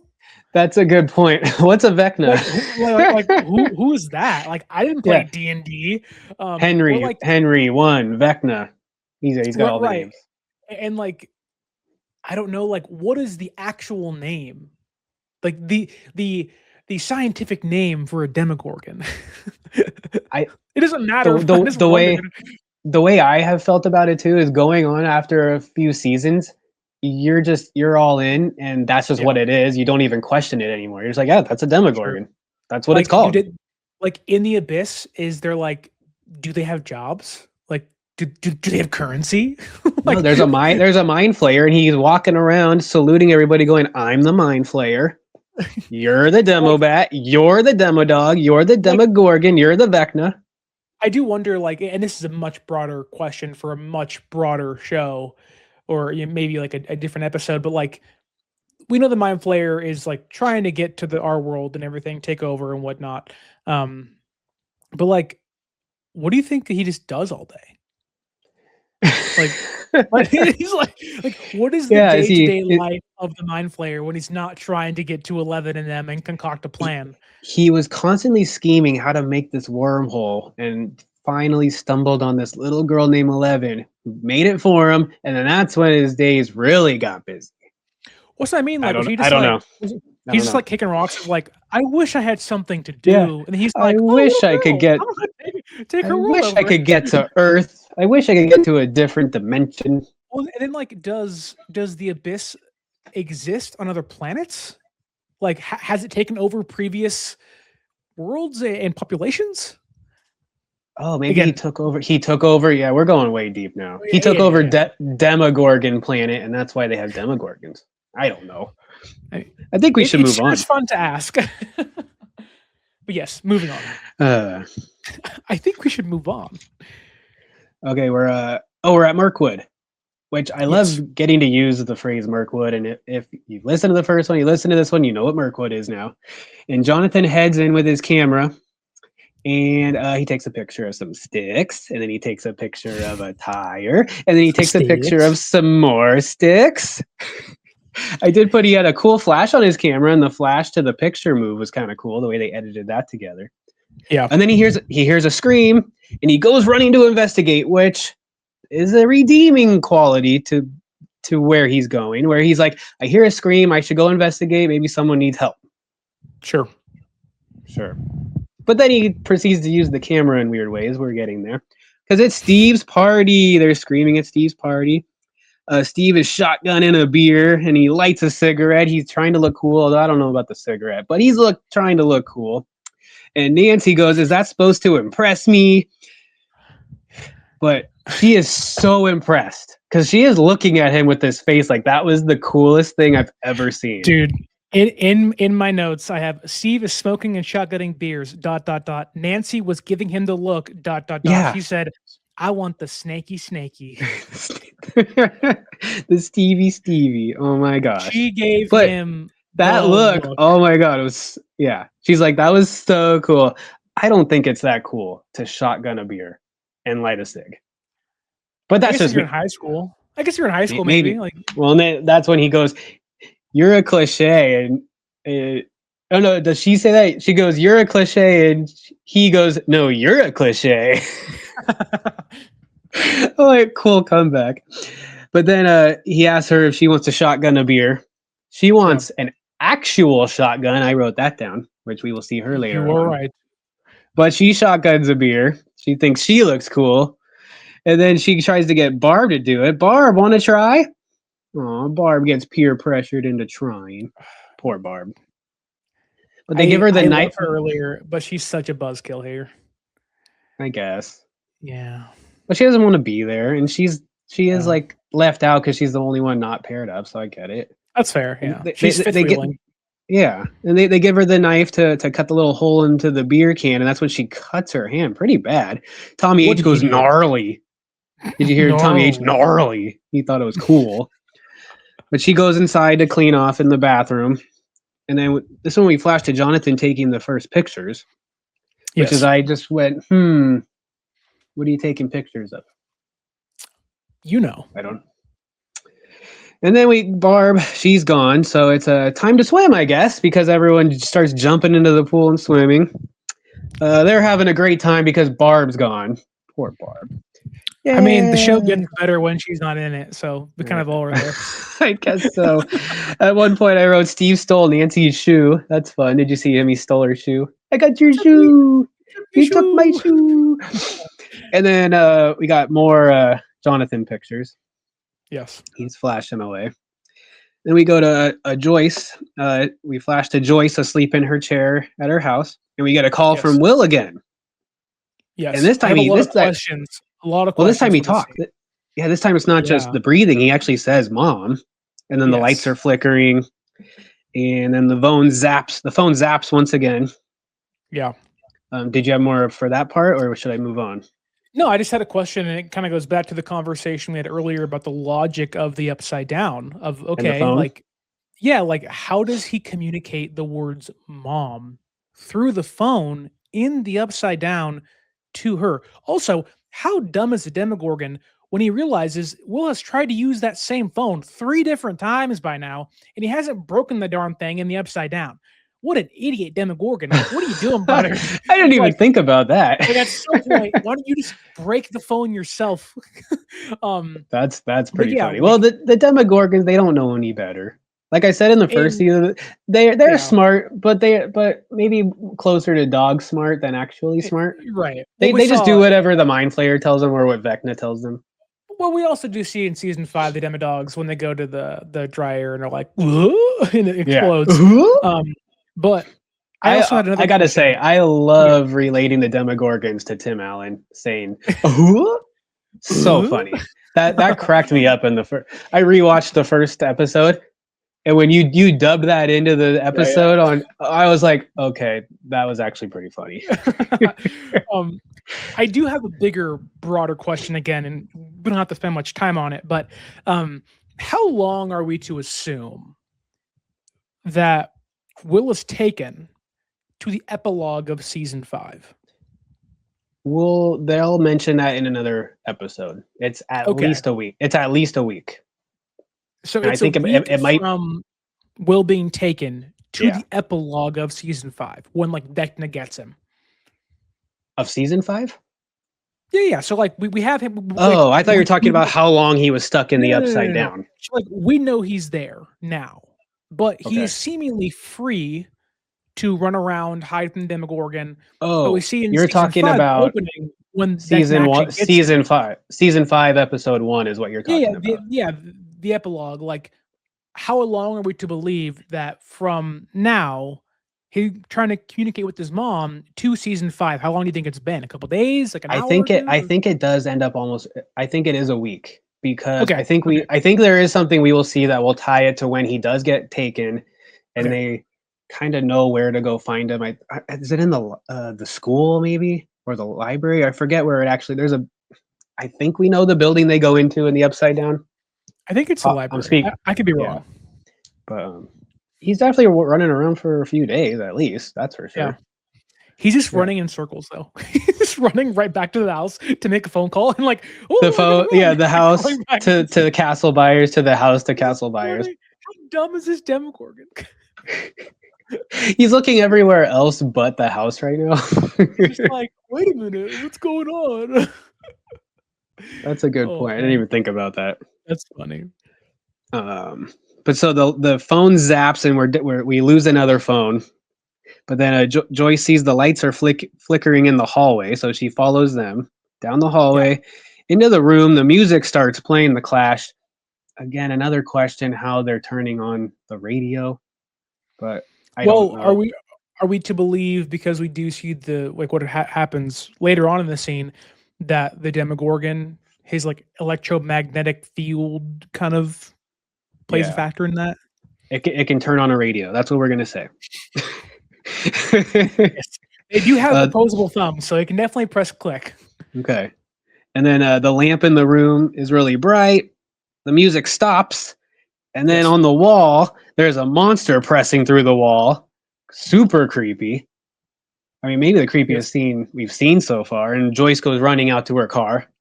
Do you know what this is an homage to? I'll know it right when you say it.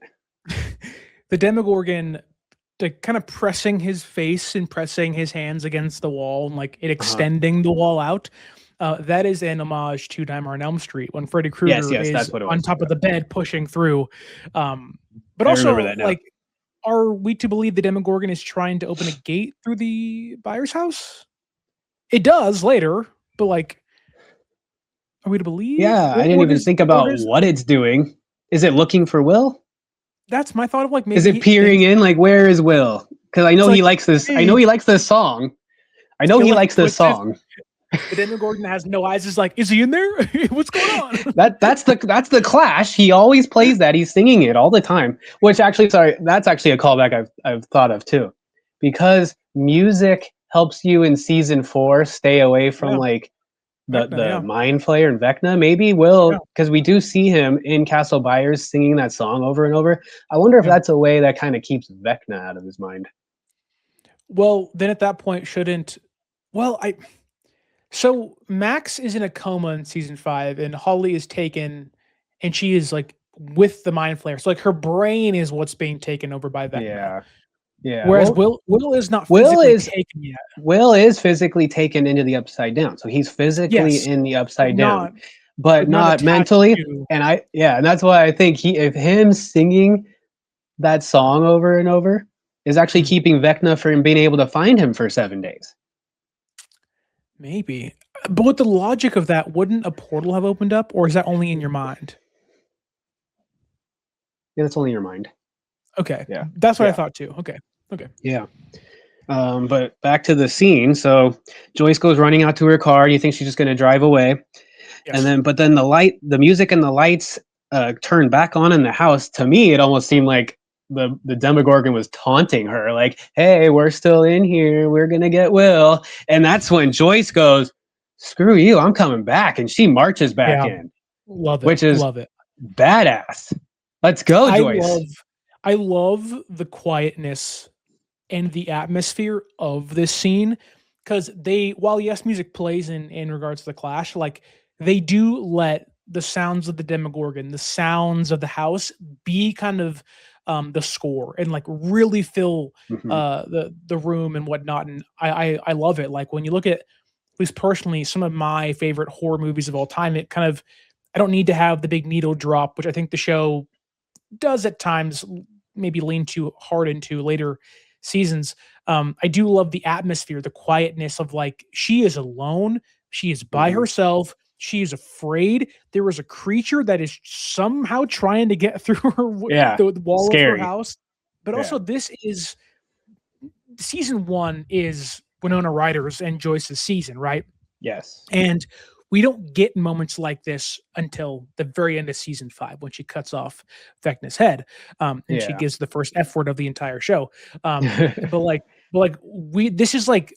This is Winona and Joyce being, like you were saying, a badass of like, she is running into the thick of things, unafraid and just reckless abandon of, if you have my son, I am going to do what it takes to get you back. And she was doing that in different ways in episode 1, but you see here of like, I don't care what happens to me as long as my boy is safe. That's all that matters to me. Yeah. Just pretty cool that she goes back in. She's like, no, forget you. Taunting me, like turning that music back on, the lights. I'm coming back. But what could have been an end to the episode, actually, if you think about it, I would have been fine with that. Had she gone back in and the door closes and then it ends there? And then it ends. That would have been okay. Great cliffhanger. We gotta go, but we gotta go back to Steve's house. Steve. And we like Steve. Yeah, bad Steve. All the partakers in the pool going. They're drying off. Yeah. Tommy H and Carol, they're going to go use the fireplace in Steve's mom's room, where you get Steve going, okay, well, you're cleaning the sheets. I've seen The Dark Knight Rises. I know what that means. Nice. And then you get a Steve and Nancy. They're heading upstairs. But wait, Barb's still here. Barb. Nancy, where are you going? Barb's downstairs. They're like, hey, I'm still here, guys. You forgot about me. I really feel for her because, like, she's trying to do the right thing by herself and by her friend because she really loves Nancy. Mhm. But, like, also Nancy's just like, I want to live a little bit, and, like, what I'm doing isn't really harmful to me or anybody else. bad. Like, Yeah. it's like, you know, who cares? I'm gonna go upstairs and get boned by Steve Harrington. Like, whatever. Like, Yeah, I was actually thinking about it. At the time, I was thinking more of in favor of Barb, but now watching it over and analyzing it more, I'm like, it could be a lot worse. like I can see both of their points of view, but you know, Yeah. both are valid. But then Nancy just says, "Why don't you go home?" And then Barb says, "This isn't you." But Nancy goes upstairs. Yeah. And then we flash to Jonathan. He's taking pictures still. This time it's Nancy in the window. Creepy. So we're in Steve's room, and Nancy, she goes, "This is my bra." Which to me reminds me of a scene also from Friends when Phoebe goes to Chandler. Well, this is my bra. You remember that? Is that part? the one where she's like trying to hit on him, but like doing it because yeah. yes. Where it's just, and then Steve goes, "Damn," and Nancy goes, "Shut up." And then there's some kissy. Oh, they go kissy, and then then we flash back to Jonathan, and he's looking bummed because he saw them. Yeah. But then this is when he decides to take a picture of Barb, who happened to go sit on the diving board at the pool. And Jonathan takes a couple pics. Yes. You got something? I do. We can get into it as we near the end. Okay. Well, because he's out of film now, so he has to look down and fiddle with his camera. And then we flash to a drop of blood coming off of Barb's hand into the water. Yes. And then we get right when what I thought was kind of cool is right when the blood hits the water, you get an instant eerie music right away. You know? Yeah. And then the lights pulsate too. And then they go out.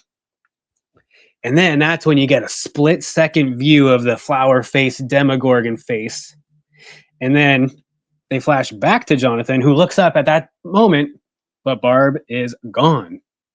Yeah. And then Jonathan walks away. And then we're almost done with the episode. Should we finish the episode, or you got something? Okay. So I have some questions. One, I know we can all sit back and say justice for Barb, and oh my god, I'm so sad that she's dead. But it's literally her fault she died. What is she doing? Nancy's going upstairs to get porked by Steve, and her reaction is, I'm going to go outside with the bloody hand and sit on the diving board when she has her own car and can drive herself home. Like, hey, lady, your death is your own fault. I know you didn't want to be there. I know that, my friend Nancy's upstairs and she's making the wrong decision. Guess what? Nancy don't want you there. You weren't really invited.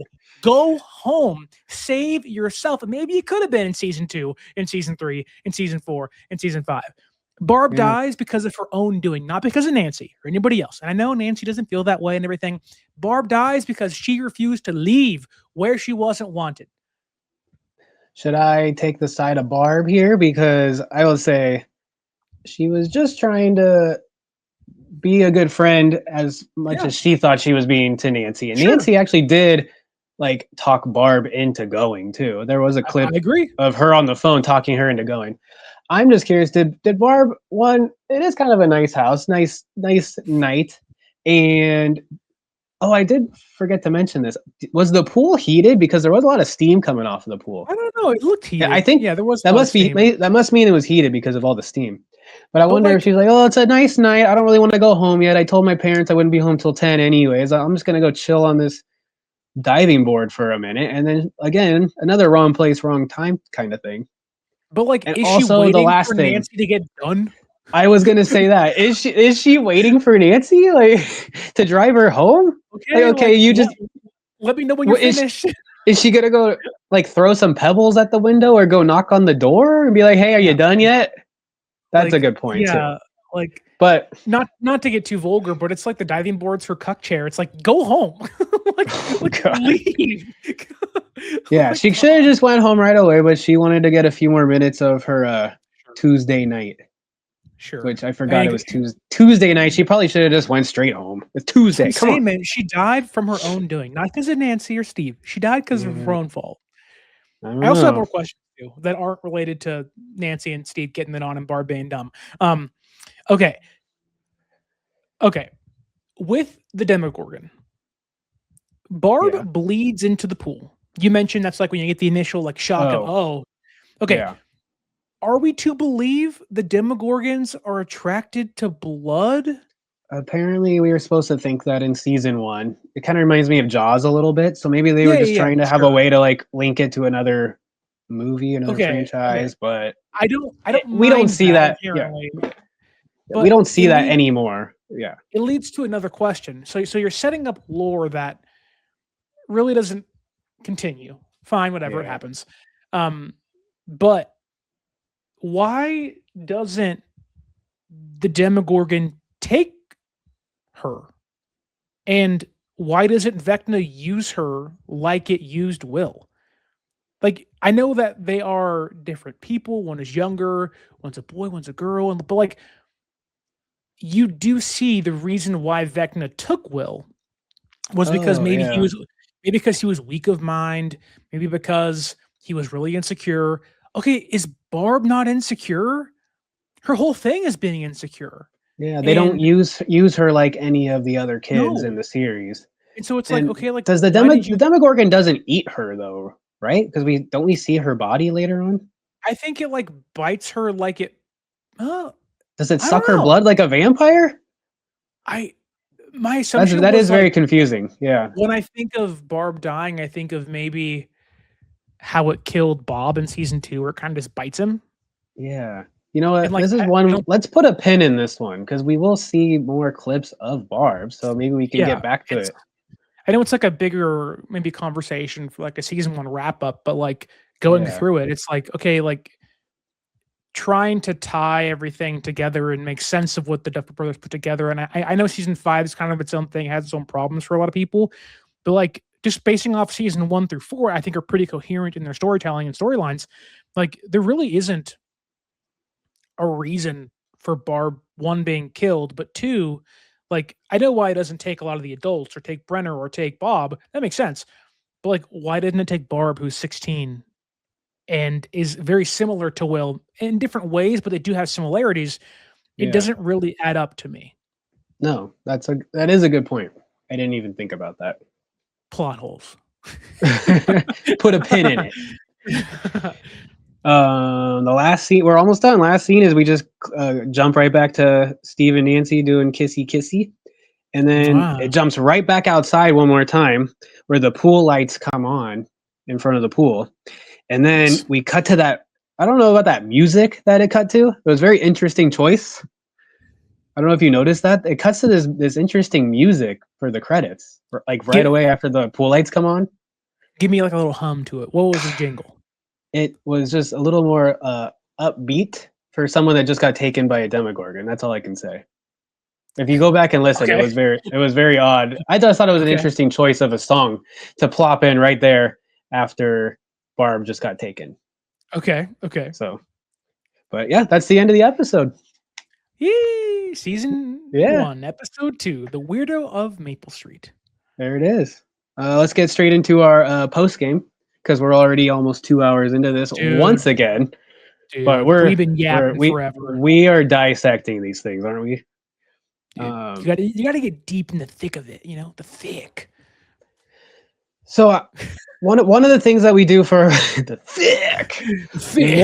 One of the things we do for our post game is MVP. We'll do that in a minute. The other one is favorite quote. I don't know about you, but I did not have a lot of quotes that I got from this episode. Okay. Did you have one that you want to start off with? Because it's do not have my one favorite. that I liked.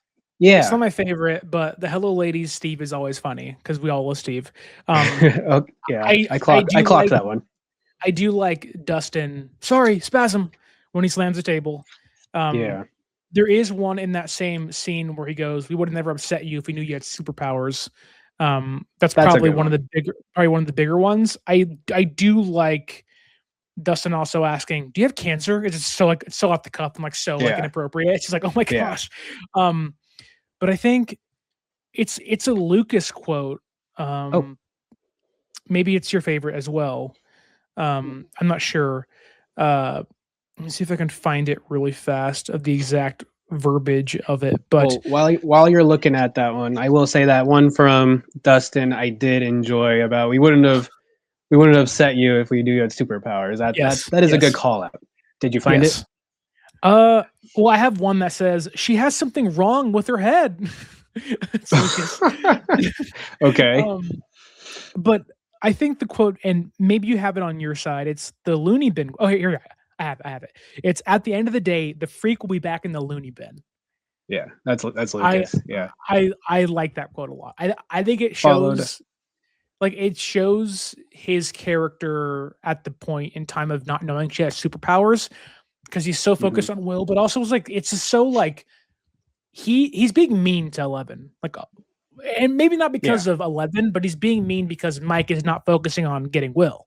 But I do like it because it just shows like where his head's at. And also like he has no reason to like this girl. Like he doesn't care like at all. And like it shows more as the season goes on. So I think if you were to ask me, the Lucas quote of at the end of the day, the freak will be back in the loony bin. That is my quote of the episode. All right. I like it. You are a big fan of Lucas, I've noticed in this first season too. It looks like I don't think you thought that at first going in, but he's quickly becoming. It changes. Like I do think his character kind of gets pushed aside for Mike and 11 and Max when she comes in the next season. But and the love triangle with him and Dustin is good too in season 2. But season 1 Lucas, I think, is my favorite Lucas. He's very strong-willed, headstrong, and I really like that from him in season 1. Good. So I'm going to go with a Jonathan one, actually, even though I have not spoke highly of this him. Man. I'm telling you, he was set up for MVP for like 3/4 of this episode. But his quote when he's in the room with Will, they're listening to The Clash, and they're talking about Lonnie being a jerk. But he goes, "You shouldn't like things because people tell you you're supposed to." Yeah. That was just a great message, great brother scene for Jonathan. It reminds me of that old Vine. I think it's like maybe it's like a homeless guy where he's like, "Respect yourself, love yourself." It reminds me of that. Perfect. Like, great. Perfect. Let's move on to MVP. Do you have one off the top of your head there? Have you thought of it? The Demogorgon for killing Barb. No. I think the MVP of this episode is 11. I think, well, we haven't got much of her yet, and we kind of just know her from superpowers, but like her revealing the Upside Down in a roundabout way without us truly knowing just yet. The Demogorgon stuff and revealing there's a monster out there to the kids. And again, they don't know that, but we know that. I also think Millie Bobby Brown does such a great job of acting terrified in the closet with the flashbacks and being scared, but I also think she does a perfect job portraying like being curious and kind of having this like brand new world open up to her where she wants to touch things and grab things and do things, but also the lazy boy. And being very timid. I think 11, this is more of her and Mike episode for sure, and I think it shows in a lot of ways. And I think 11 is the MVP for me in episode 2. That's great. Specifically because I have Joyce. Okay. I'm going to go with Joyce. I have been saying that it could have been Jonathan if it hadn't been for him taking all those pictures of Nancy and and just everybody at the pool party. Very odd that he was doing that. So because of that, I had to pivot and I went with Joyce specifically for the scene when she gets out of the car and goes back into the house. That there is what sealed it for me of you're the MVP of this episode. I agree. Other than that, because it would have been kind of tough to pick a a MVP because it was kind of spread out between all the characters. So, but trying to find like the specific thing that pinpoints who gets it for me, that was the Joyce move to go back in the house. Joyce is great, man. I wish she wasn't relegated to just yelling for Will through a lot of the other seasons and being his caretaker, but Joyce is awesome in this episode. So I concur. I think she has a chance to get it in the next one as well. How far have you already watched ahead? I haven't yet. I haven't. I mean, obviously, I've watched every episode so many times before. I've done many rewatches, and you have not. So that's interesting coming from you, who has. I think you're watching this episode probably for the first time in 8 years, and only your third time total. This will be my third time rewatching season 1. Yeah, and it's been since the beginning of season 2. So the last thing I wanted to do before we head out is I had this idea of trying to pick a singular moment in each episode that will help us remember that episode. So if we not every episode has like a Dear Billy moment, like Max floating in the air, or the episode where Eddie is on top of playing the guitar on top of the roof. Like, so great. Master. Yeah, great, right?